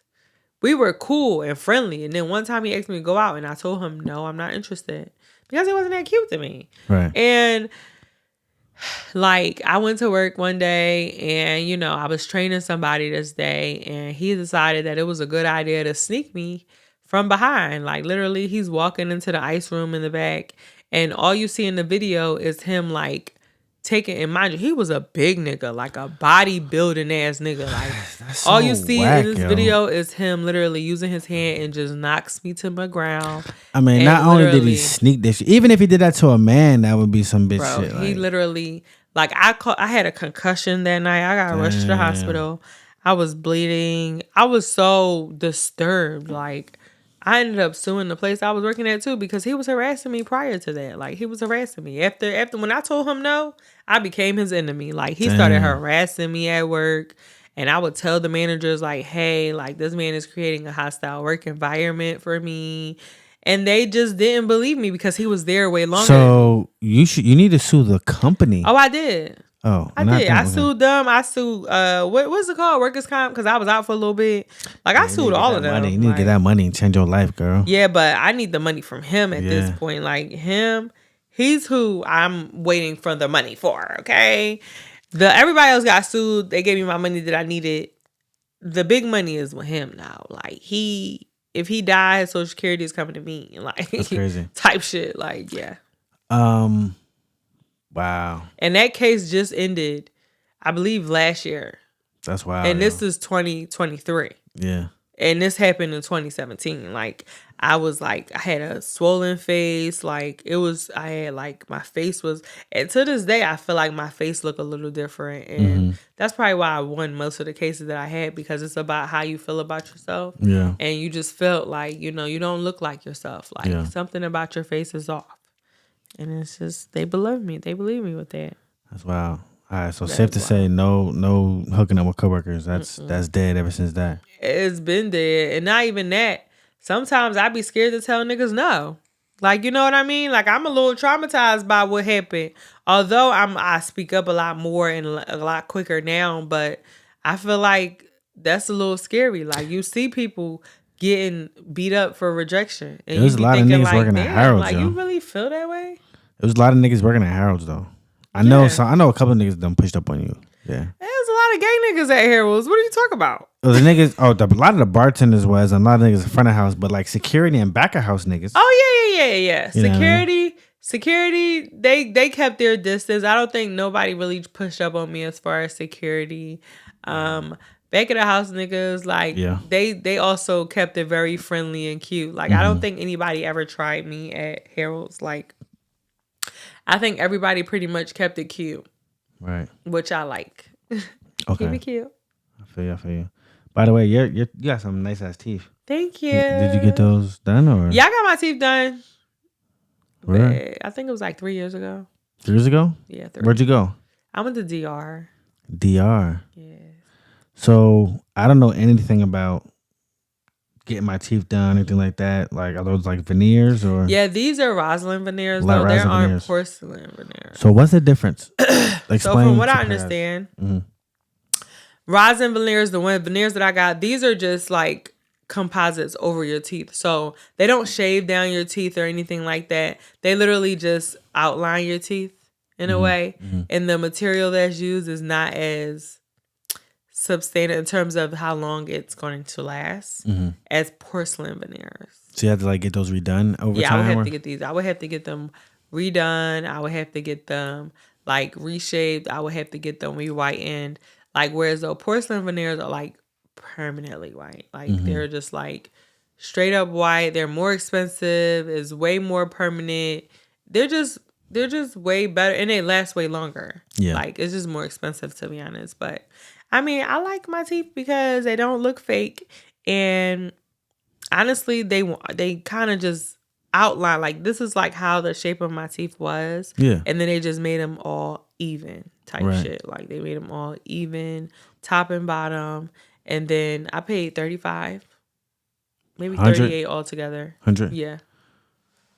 I was going to ask you how much you spent. Yeah, maybe $38 altogether. And it was like a full day process too. Okay. So what other spots have you worked at in Charlotte besides Harold's? Have you been anywhere else? Yeah, I used to work at Paparazzi. You worked at Paparazzi? Yeah, I worked at Paparazzi for like the last 3 months they were open. Okay. Like, not long at all. Quick stint. I worked at Crew for like 3 months as well. Wait, what were you doing at Crew? I was bartending. Oh, you was bartending there. I think I came and seen you there. Yeah, I think you did too. Oh, I was bartending at Crew. No, you fucking was. Yes. You was. And you told me you got fired from there. I loved Crew. You told me you got fired from there. Crew had money in there. I forgot about that. I fucked up with that job. I ain't even gonna hold you. What happened? I got drunk. I got drunk before my work That's schedule. what it was. Yes. Like, I went out for brunch. That. I remember, yeah. And for whatever reason, I thought it was a good idea to go to work after brunch. Bad idea, okay? Bad fucking idea. Why? Because I was drunk as fuck. Lit. Like, lit. I'm talking about where was you at? Sleep at the register. You told me that. Where was you coming from? I was coming from Cloud. That's why you hate Cloud. I don't hate Cloud, though. Well, I don't blame Cloud at all. It was my fault. I shouldn't have went to work. I should have called out like I was supposed to. What you drinking on? Down Julio? No, we was drinking Douce. We was drinking Douce this day. It was Douce and champagne, honestly. So I learned in my life that when it comes to like champagne, y'all gotta not mix. Okay, do not mix champagne and alcohol. Don't do it. Just don't do it. Damn. Learn from me. Don't do it. Okay. What was Paparazzi like? I'm interested in that. I feel like it was. That was the most. That was probably out of all the spots we talked about. That was probably the most ratchet spot, wasn't it? Definitely even more than Crew. Definitely, Crew is not ratchet to me though. Like, in terms of the crowd is the crowd. Yeah, I don't think so. I'm pretty. No, I feel like they run it as a professional organization. They kind of keep it. They run a tight ship over there. Crew is actually it's a franchise. Yeah, they run a tight ship over there. And so in terms of the business, like, Crew was on point, on time, everything. I mean, just like the crowd. In terms of the crowd, I don't even think Crew was that ghetto for the crowd either. Paparazzi was definitely ghetto as hell. I think fucking crackheads was in that bitch. Like, it was just a lot of shit. And then I think that what about the people that ran it though? The people that ran it were very much not normal. Street. Yeah, absolutely. Yo, I heard like, just is what it is. Like, I heard they closed up with some tech shit. I don't know. They was kind of dying down anyway. Whether it was Tex, I think it was Fume, to be honest. Fume is why they closed down. Like, I think it was I think even before that they had some issues. But honestly, I see it as like, and I don't know them. I would love to meet them. Whoever owns it. I think I know the lady. I don't know her name though. I would love to have they used to own it. I would love to have you on the podcast. Anymore. I know they're not anymore. What happened to that girl? They did some other stuff too. I think she opened a strip club at Playhouse and everything. I would love to come talk. None of that lasted. Right. Now, I don't know them, but on the outside looking in, and this is what people have told me, right? It's like some dope money, probably drug money, opened up a club, whatever. Could be wrong. That's just what the streets say, right? But yeah, Paparazzi, that's kind of the vibe I was getting, especially because they were spending a lot of money on X too, like Cloud. And that would be literally the only time they made money. Yeah. I feel like they would make money, but that doesn't mean they would make a profit though. Yeah. They probably made a lot of revenue, but they would spend so much on the act they probably barely broke even those nights. I would say. Yeah, I agree. Yeah. Now they had some. I feel like they had some good nights though. Like otherwise, I feel like when Paparazzi first opened, maybe they were better. But where else did I work? Isn't it? What is it now? Is it Is it a Wild Wing Cafe now? Paparazzi. Isn't it Harlem Nights? Is that not what it is? Maybe. I haven't been there yet. I think it's something. And I honestly don't think that place is open yet anyway. Like, I still think they had a great opening not so long ago. Open. But I think it is Harlem Nights. Or something else over there. But honestly, whoever opens up around there, Fume is going to be their competition every time. Yeah, like, Fume's nice. I don't think anybody should be opening over there. Really? Yeah, because you have Fume right there. Like, but Fume is a whole different vibe though. You could come with a different vibe, but niggas just gotta come there. You know what I'm saying? Charlotte's kind of funny, man. Like, especially with the shits on the outskirts. Mm-hmm. Unless you're like Stats, you know, like a Stats. I mean, you got Infinity Live. That's lit. I hate that place. You don't like that spot? No. Nah. What's your beef with them? I don't know. Like, I don't even have real beef with them. Like, to be honest, I don't know. I just feel like every time I go there, I never have a good time. It's just big. Mm-hmm. It's just blah. Like, there's nothing exciting about there. Like, I don't know. It's just not it. Okay. So, Paparazzi, how'd you like Crew? Oh, my God. I loved Crew. Yeah. It was a little... So, coming from Sports One going to Crew, I think that it was a major shift of pace, right? Sports One was pretty fast, but Crew, you're the only bartender, and it was just a fast pace. Like, you had to make like drinks along with the specials, and you're the only person, and it had to be by a certain time. And every now and then they would have another bartender back there sometimes. I wasn't used to, never when I worked. Yeah. There's normally one person back there though, but yeah. Ever when I worked, it was only one person. So I wasn't used to the fast pace that it was at the time. Mm-hmm. Now I could do fast pace because, you know, of the experience that I've had since then. But I wasn't used to that. Harold's. Yeah. Harold's, I'm not gonna lie. Harold's is like being in the gym. Nigga, bartending. All right. One thing about Harold's, y'all have a good bar menu. And y'all have a good setup. And when it is busy, if you're a new bartender, you trying to like practice your shit, you can really learn. You can get nice working at Harold's. Yeah. You can get good working at Harold's. I ain't gonna lie. Shout out to Harold's though. I'm gonna have Elliot on and Bobby on some point, but yeah, fuck why not? I know. Anyway, but joking. That's like being in the gym. But so now you can do fast pace. Yeah, because of Harold's, I definitely am able to pick up a little faster on the pace that I work. Mm-hmm. Shit, the money was good. I'm gonna hit Crew up again. Like, hey y'all remember me? What was your relationship like with the owner, Meech? Honestly speaking, after everything happened, because I've owned up to the bullshit that I did, he wasn't that mad at me. He was like, I appreciate you for having accountability, but you're too much of a liability right now. Like, yeah, he was just drunk. We're gonna let you cool off, okay? Holla at me in a year. I don't think that's worse than getting caught stealing though. Yeah. Hell yeah. If you just and you wasn't drinking on a job, you was outside. No, I was drunk already. Right. Yes, so the thing is, they can let you come back. They can let you come back. They probably can, but I think they was just fucked up because, you know, as a bartender, you cannot be drunk serving drinks. You just can't. That doesn't make sense. And so I get where they was coming from. You know what I'm saying? Like, I owned up to it. I was very apologetic. I felt very embarrassed for them. Like, I came to around 9:00 at night when I was there since like 6:30. So I don't remember anything that happened between that gap. All I know is what they told me, which is that. Oh, so you was like drunk and instead had to like probably carry you out? No, they didn't carry me out. They let me work. I'll talk about they fired me at the end of my shift. Oh, but when I say I came to is because I don't remember nothing from that time, right? I don't remember nothing from the time. I just remember the time that I woke up because they like, girl, you alright? Like, bitch, you know you was sleeping. That's funny. Like, do you know that you had people out here waiting? Like, do you know they was waiting for their drink for like ever and you just wasn't here? Did you work on Tuesdays? Yeah. Oh, no. I don't remember what days I work. I think the day that I got fired, though, was a Sunday, maybe. Yeah, it was a Sunday. I used to open on Tuesdays with HD. Oh, you know HD? Yeah, I know DJ? HD. Yeah, so I was open. I mean, I need to. So now that I'm done with school once my daughter leaves, I think I'm gonna go back over there and start doing it again. Where's your daughter gonna go? She lives in California. Oh, okay. I didn't know that. That's what's up. Yeah, she lives in Long Beach. So I have her every summer and every Christmas. Okay, that's good. Every year. Mm-hmm. So when she goes back, it's hard for me to do stuff during the week when she's here. Yeah. I used to have a easier time to get a babysitter for Tuesdays before, but I just haven't been able to do it this summer. Yeah. So you had her. How old is she? She's 9. She just turned 9. Oh, she's a big 9. You think so? Yes. I thought she was my son's age.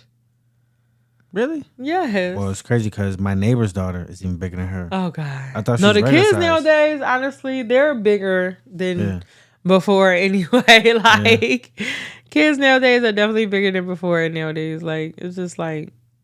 Yeah. Yeah. So, Sports One, Crew, it was a good time there. Harold's. Talk about Harold's. I don't really want to talk about Harold's. Like, it's not you don't really gotta talk about your case. I'm saying though, like, it's I just nothing like working really at to it. talk Yo, about. so when did you start? Did you start when it opened? No, I started January, February, March, April, May of. Oh, you started working there in May. 2023. You started working there in May. Yeah, May of 2023. How'd you get there? Who told you to come there? I just walked in with my resume. Oh, you did. I told you to come? Yes. I did. You was like, yo, let me tell you about the spot I worked at. I was like, for real, what's it called? You like, Harold's. Like, I think you telling me you made $1,600 one weekend. Yo, like, I was about to say. telling me about the money you made. I'm like, I'm coming. So, another shout out to Harold's. Okay, Harold's, y'all bless me. Y'all good with the drinks. I'm not going to say y'all bless me. I already knew how to make drinks, but I'm saying like anyone else. But definitely Harold's, when y'all open, I'm not saying it's like that now, but when y'all open, shit was lit, bro. Y'all need to get it back like that. I was making a bag. Yeah. I'm talking about, you could. It was you. If you do like a whole shift, 8-hour shift, you could make a band. I think when they first open, you could make a band. I see you at Cloud. Yeah. And I was telling you how I'm looking for a job, and you were like, yo, like, come to Harold's, like, da-da-da. Oh, I think I remember that day, too, yeah. I'm like, yo, I just made $1,600 this weekend. I was like, yeah, I remember. I think I remember that day. So I just walked in there with that same week with my resume, like, I need a job. Yep, I remember that day. And then that's so from that day, I think it was Ann. I think that's her name. Yeah. She was there, and she literally brought me right in before she left. Like, literally. I think it's fucked up how they fire her, though. I mean, I don't really know the details, but I do know that it was definitely fun while working there. Like, I enjoyed everybody that we worked with. We had a solid team. I feel like there was a little family there too, yo. I don't know. Like, I think it was a difference because I feel like it was a little bit of a family, like a little bit, like, but not really as tight as Sports One. I wasn't all doing the inside. Yeah, I don't think it was as tight as Sports One anyway. Like, to be honest, like I still feel like it was different. Yeah, some of them niggas acted funny. You had a few of them at your pool party, like Ronnie and others. Yeah, like I'm still close with a few people that work there. I'm just not cool with everybody, but I'm definitely still. I mean, who still works there besides? Ronnie still works there. Ronnie still work there? I believe Anissa still works there. I believe that. I seen her a few last times. Londell Mia still works there. Maybe Londell. I think Mia quit. I thought. Oh, I still don't work there? I don't know. I don't know, right? How long ago did you quit? Or you got fired? My last day was June 17th. You was going hard for them, yo. You was like promoting. You was like posting and stuff. Sure was. Nobody was doing it. And honestly, it was fun too. And because I had it jumping on Tuesdays. Okay, yeah, they had a little. Karaoke nights, but Tuesdays was my night. You had it lit. They came to see you. Yeah. They came out for East. And then when I didn't go, they didn't go nowhere. I love that my people did that for me. Like, I made it very loud and clear that I no longer work at Heroes when I left. And yeah, I moved on. Yo, honestly, I feel like you could own your own spot. Maybe I will one day. Yo, you need to meet a rich nigga. You need to get one of these African niggas with money. Oh my God. You need to go put I ain't gonna lie. When it comes to dating African men, like it's crazy. This is not like I try. You know what I'm saying? Like I want to be with my peoples and shit, but they a little too aggressive and pushy for me. Like I can't I can't be with a man that want to tell me how I should live my life all the time. Mm-hmm. Like, I need to know how I am myself. And I don't need a pushy ass nigga. Like, I don't want a pushy ass nigga either. Mm-hmm. So no. Yeah. But I get what you're saying. Like, I do, either way, either I'm gonna be that rich ass nigga or I'm gonna be the rich ass nigga. Like, either way it go, yeah. I'm gonna be up. You feel me? Like, I feel like you can run a spot though. I might be good. I feel like I can too. I mean, I feel like you're very conscientious. Like, you could be on top of things. You know what I'm saying? Like, kind of. So you were talking at the beginning about like the motherly qualities, because a lot of it, So my last podcast, no, not my last one. The last one that I published so far, episode 5 with Will and Shay. One of the things we talked about with Shay was like how she kind of relates to the girls that she works with, how she really cares. Do they run a club? What are you talking about? Yeah, they run Explicit. Oh, okay. The couple that runs Explicit. Oh, okay. Right, but she talks about how she relates with the girls and like how she cares and everything. And I feel like a lot of that is a huge portion of the work. Really being able to manage your staff, not only in the work environment, but also just like on a personal level, right? Because especially if you're a spot that's open a lot and you have people that are putting in a lot of hours with you in the trenches, you kind of get to know these people on a personal level, and they really open up to you, right? They talked about how people that have worked for them have come to them and told them how like they had cancer before they told anyone else. Really? Yeah. I mean, right. It'd be like that. Right. Like family. Like we talk about like Sports One family, you know what I'm saying? The Harrow's family. You get close to these people. But I feel like you would be like a great owner. Thank you. I think you would, yo. You should do it. Thank you. Get some money. Get some money, man. Yeah. Get some of your own. I love that. I love that. I definitely see see myself, like I said, like in the beginning of everything, like I really just feel like I'm in this boss era of mine. And I don't think as a boss, you in the club shaking ass. Like I just don't see that for me anymore. Like I don't think as a boss, you're in the club every fucking night. I don't see that for me anymore. I don't think as a boss, you're doing certain shit. Like I feel like in order for me to manifest the person that I want to be, I need to start acting like her now. So that I can truly become her and fully. And it's just a work in progress. So yes, I agree with you. And maybe I will one day, but right now it's all about me becoming that person that I want to be in a way that I will make me proud. So are you done with Nightlife? Are you completely done? Nightlife? Yeah. Yes, absolutely. I'm completely no more bartending? No. See, I still bartend. So I won't be completely out of the life. No time soon, I don't feel. But are you bartending somewhere now? Down. Yeah, but I don't want to tell you. I don't want to say the name yet. Why? Is it a secret? We'll talk about it later. Are you not? Have you not started yet? Or are they not open yet? You don't want to talk about it on the podcast? Yeah. So you'll tell me afterwards? Yeah. Okay, cool. All right. So you still I'll tell you why later. Too. Okay, bet. All right, so you still so you are still bartending? Yes, absolutely. I just don't bartend as much. So I'm like a weekend bartender versus during the week now. I got you. Yeah, like me. And I'm like very limited, very limited. No. I don't know. I'm trying to slowly wean myself off. That's just the truth. I don't mind meeting new people, but I feel like I'm just going to try to do something else. Like maybe my business, like focus more on my business in terms of my, yes, I'm a licensed esthetician, but in terms of my lash business, like lash extensions and lash is looking good, by the way. Thank you. It's on point. Yeah. You know. But yeah, like I just feel like I'm just gonna try to focus on other things. Not to say bartending don't make good money, because it does. Yeah. And that's just probably the hardest part to turn away from.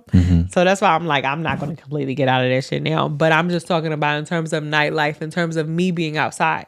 Right. If my nightlife only consists of me working in the nightlife, I'm okay with that for now. I got you. So you toning it way down.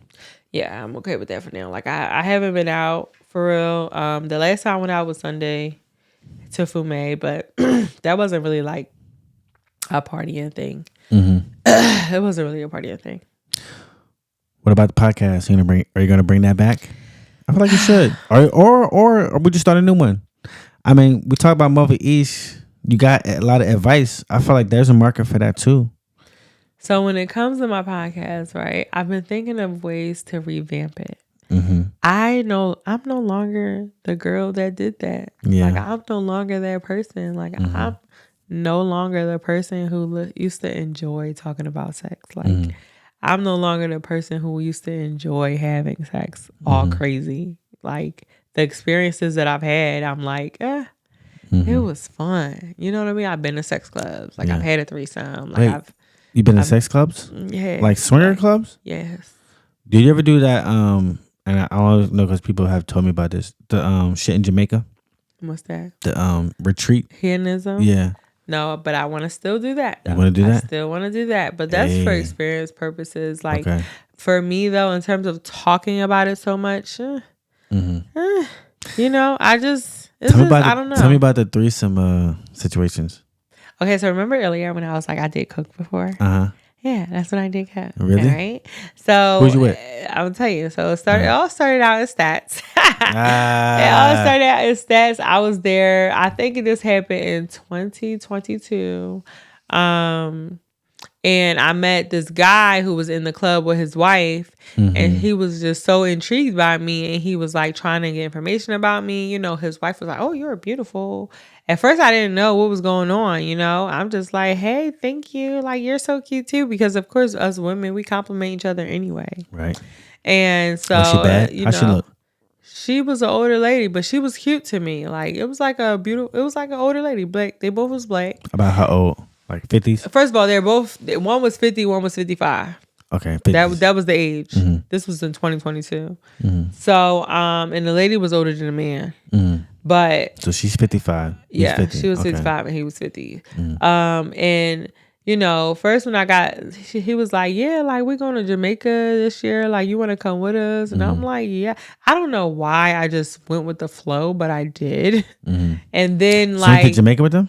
No, I didn't. I never got a chance to go. Okay. But before even all of that, because I think I met them in like June, and I think the Jamaica trip wasn't until November. But they just, you know, talked to me. They was like, "Oh, we would love to invite you out." We went out the same night we went out. Like, I think it was the same night we went back to their crib. Like, they was living in. What's one of those upscale places uptown, like with the pool on the roof? I feel like that's I mean, the museum. Was it the museum? Probably. No, it wasn't the museum. It was somewhere around.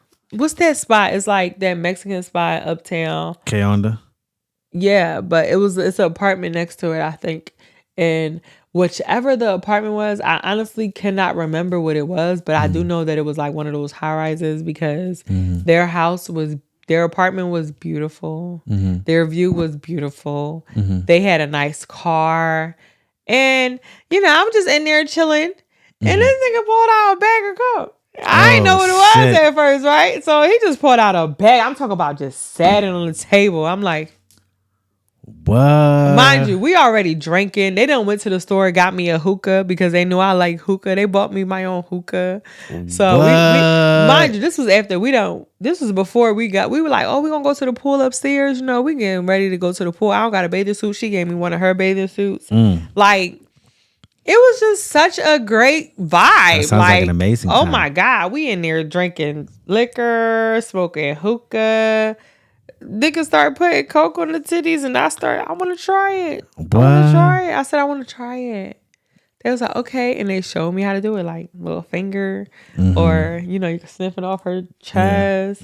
And I was just like, fuck it. Like, I always told myself I wanted to do it one day. Right. And this is how I'm going to do it. Right. I had to be at work the next day. Sports One, to be honest. I had to be at Sports One for brunch the next morning working. Wow. Yes. So do you know that, okay, we doing drugs, we smoking weed, we drinking liquor. A bitch is not tired. We end up going upstairs to the pool. Sure. We go to the pool. We making videos. Like, I was having a good old time with these two old heads who was just wanting to spoil me. I'm feeling like I can do this. Like, this is cute. Like, this is the first time I'm having a threesome. 28, 29? Yeah, I was young. Like, it was definitely before 30. And was your first threesome? Yeah, this is my first threesome. And I'm like, if I would have had any other way, this is the way I would have done it. So then, we go back into the house. We touching Philly, touching one another, kissing one another.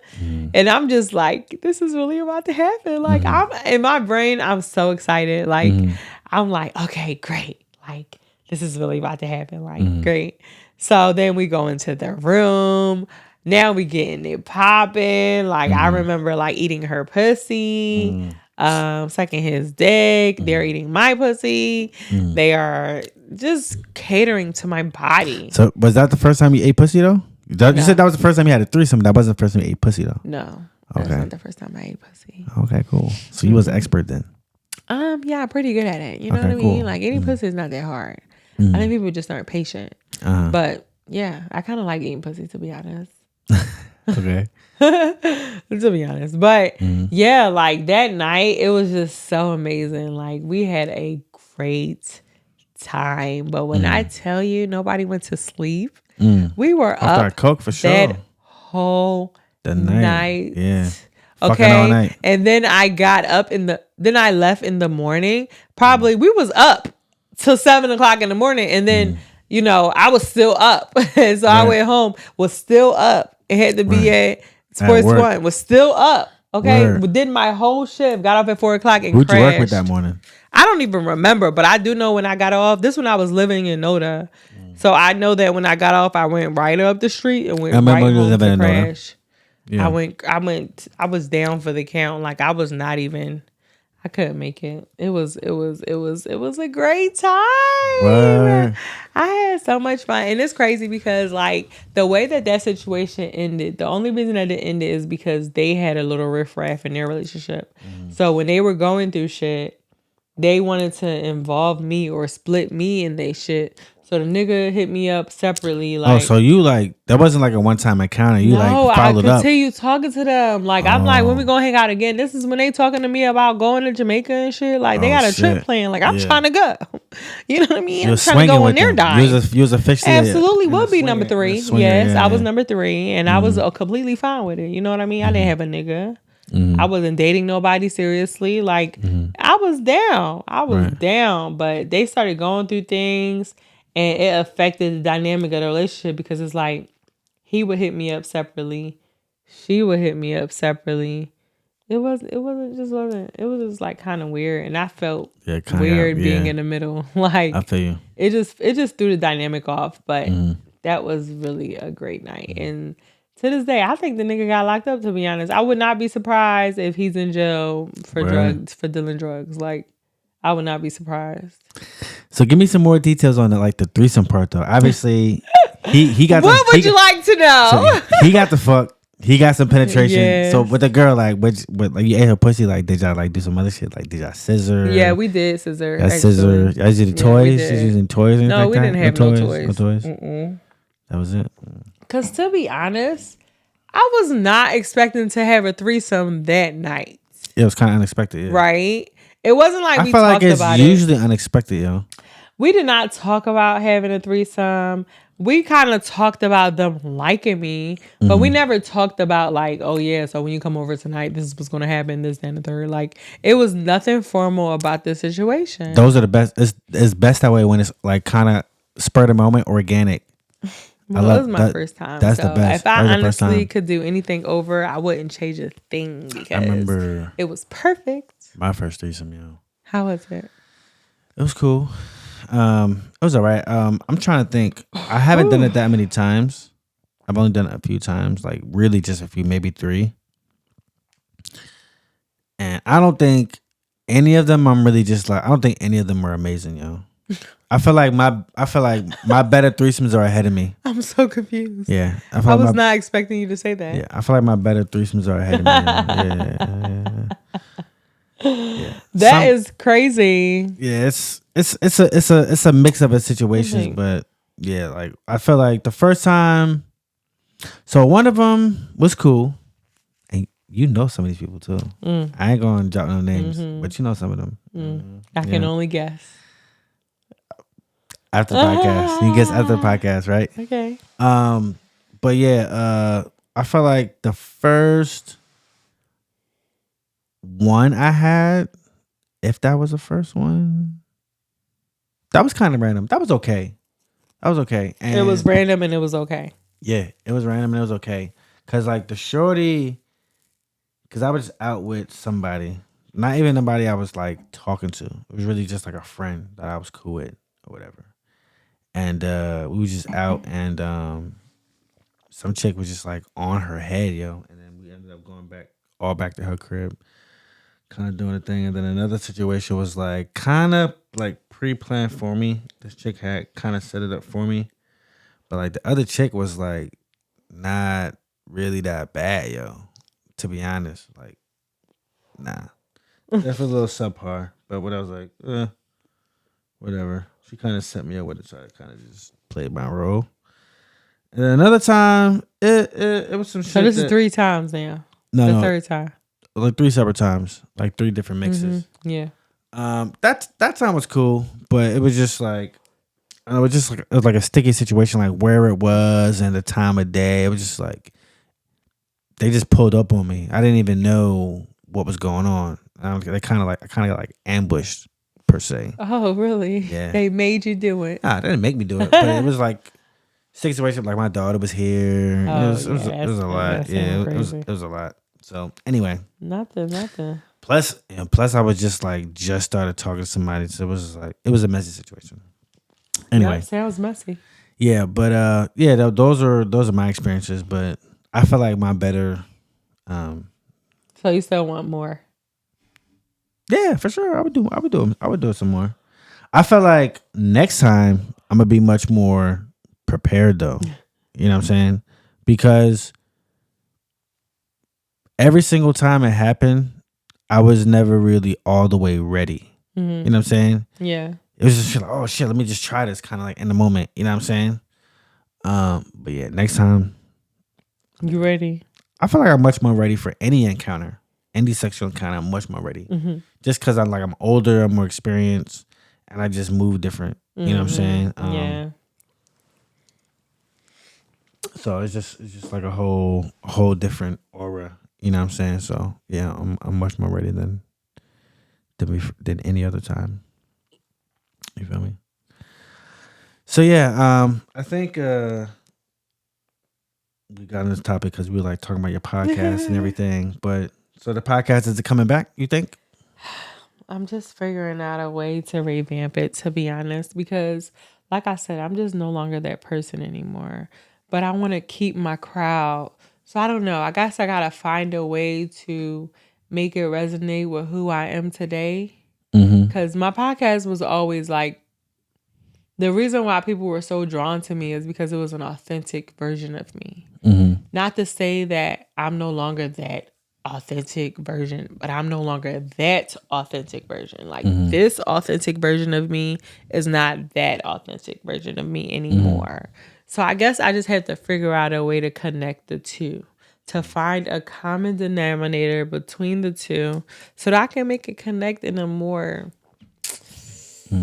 like better way. Like maybe, you know what I'm saying? Like maybe like instead of like having different guests on there and they're talking about their sex life, maybe just speak on mine. Maybe just speak on the lessons I've learned. Right. Maybe just use it as a stepping stone or a tool, like a tool, maybe. I don't know. I really don't know, to be honest, but I would love to. I would love to bring it back. I miss the mic. You know what I mean? Like I truly always felt like I need to be a personality because I do feel like people like listening to me. People like listening to me talk. And I didn't know that until my podcast came about. And because before my podcast came about, I used to just talk on Snapchat. I used to just run my mouth and people used to be like, girl, you need a show. Yep. And I'd be like, really? You really feel like that? Like I'm just sharing myself. And I would talk shit. Like I would talk a real shit. But you know, at the end of the day, I just have to find a way to connect the two and make sense of it, combining. You know what I mean? Like I just have to make sense of it. And I haven't really given it much thought, honestly, but I guess because I'm still in a space of trying to figure out who I am. So I feel like once I figure out who I am and now I'm become that person, I think my podcast will come back in a different version though. And I miss my podcast. I'm not gonna lie. I still be on the page and I be looking to see people following me. So shout out to the people who still follow Uncomfortable Podcast. Okay. Shout out to y'all because literally I get on there and I just really be surprised that people still follow me after not posting a single thing in 3 years. Like, that's crazy. But I appreciate it. I really do. And just hold it down. Hold it down. Okay? Because I promise you, like, when I do come back this time, I plan to be very more consistent. Very much. So now that you've gotten through the podcast, the nightlife, everything, and now that you've turned over this new leaf, what are some things that either from your past that you really cherish that you're going to miss? And what are some things that, you think hopefully, you don't want to have to like haunt you going forward? So some things from my past that I'm going to miss is definitely the lifestyle. You know what I mean? Like, I feel like I had a great run when it comes to these streets. Okay. When it comes to the lifestyle of just partying, because you got nothing better to do. Like, it's fun. It's fun for sure. It's a high and you always want to follow it. You always want to find it, being in different sections, just enjoying yourself, going out, being cute, not worried about nothing. Like, even now, it's just like one of those things that you really got to let die in order for the truth to grow, like in order for you to grow. And so I feel like that's probably something that I will mourn. Like, I've mourned it already, but that's something that I finally will miss because I just don't feel the same about it. But I know that I'll miss that. I miss that. Like, you know what I mean? Like, I wish I felt the same, but I don't. Like, I can't help it. I've grown out of that. And then what was your second question? What's something that, you think either you regret or is going to like kind of haunt you from your past that you kind of want to get away from and forget about? Nothing. I don't regret a thing. I don't regret nothing that has ever happened to my life because as I said before. Even the dancing part? Even the dancing part. Because as I said before. It just died. It's okay. all good. As I said before, when it comes to.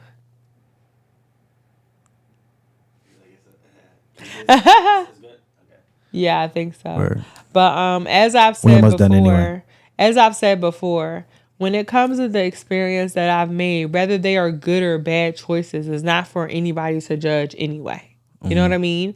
And not even that, but they all have curated my brain to think that the way that it thinks today. Like, it's because of my whole past why I am thinking the way I am today. Facts. I regret nothing. I regret nothing. I regret nothing. And I say that 3 times just so y'all know that I regret nothing.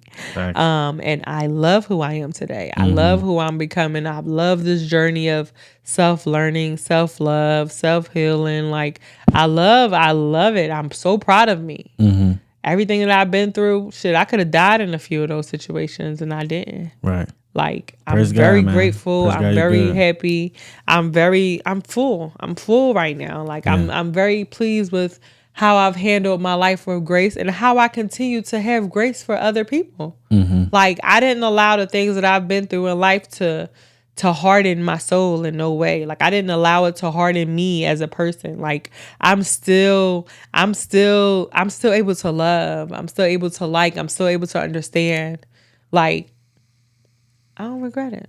No. I feel that. So is your main things now your esthetician business? That's like your main squeeze, the main thing you're doing out there? My main squeeze is me. You know what I mean? Like, a journey for me right now. And then following, yes, it will be my esthetician journey and just, doing better with my business because honestly, I feel like because I'm on this journey of figuring myself out, my business is taking a hit because I've stepped back. My business is taking a hit for sure because I'm not promoting like I used to. I'm not investing like I used to. I'm not giving the same energy into it like I used to. I'm definitely on I'm figuring me out. As I figure me out, I think that everything else will come full circle. I love that. Now with the esthetician, I can never say it right. The esthetician business. You said it right. Esthetician. A lot of girls do that. I noticed like a lot of girls, particularly, it's sort of like a coincidence that do sort of nightlife and things like that.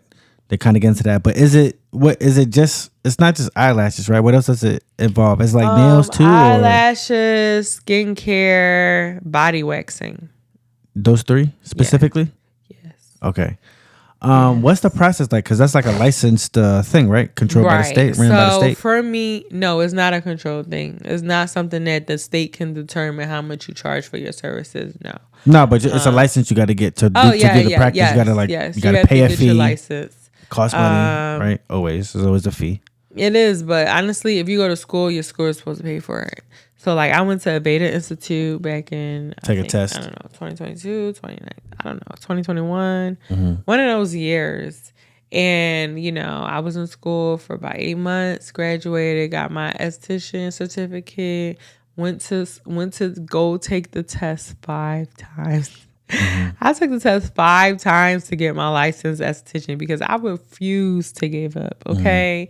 I was so determined, and I would lose by like 1 point, 2 points every time. It would piss me off. And I literally passed this last time by 1 point. And so, like, a lot of people do it, but I specifically do lash extensions and body waxing. That's what I do. I've waxed a man's back before.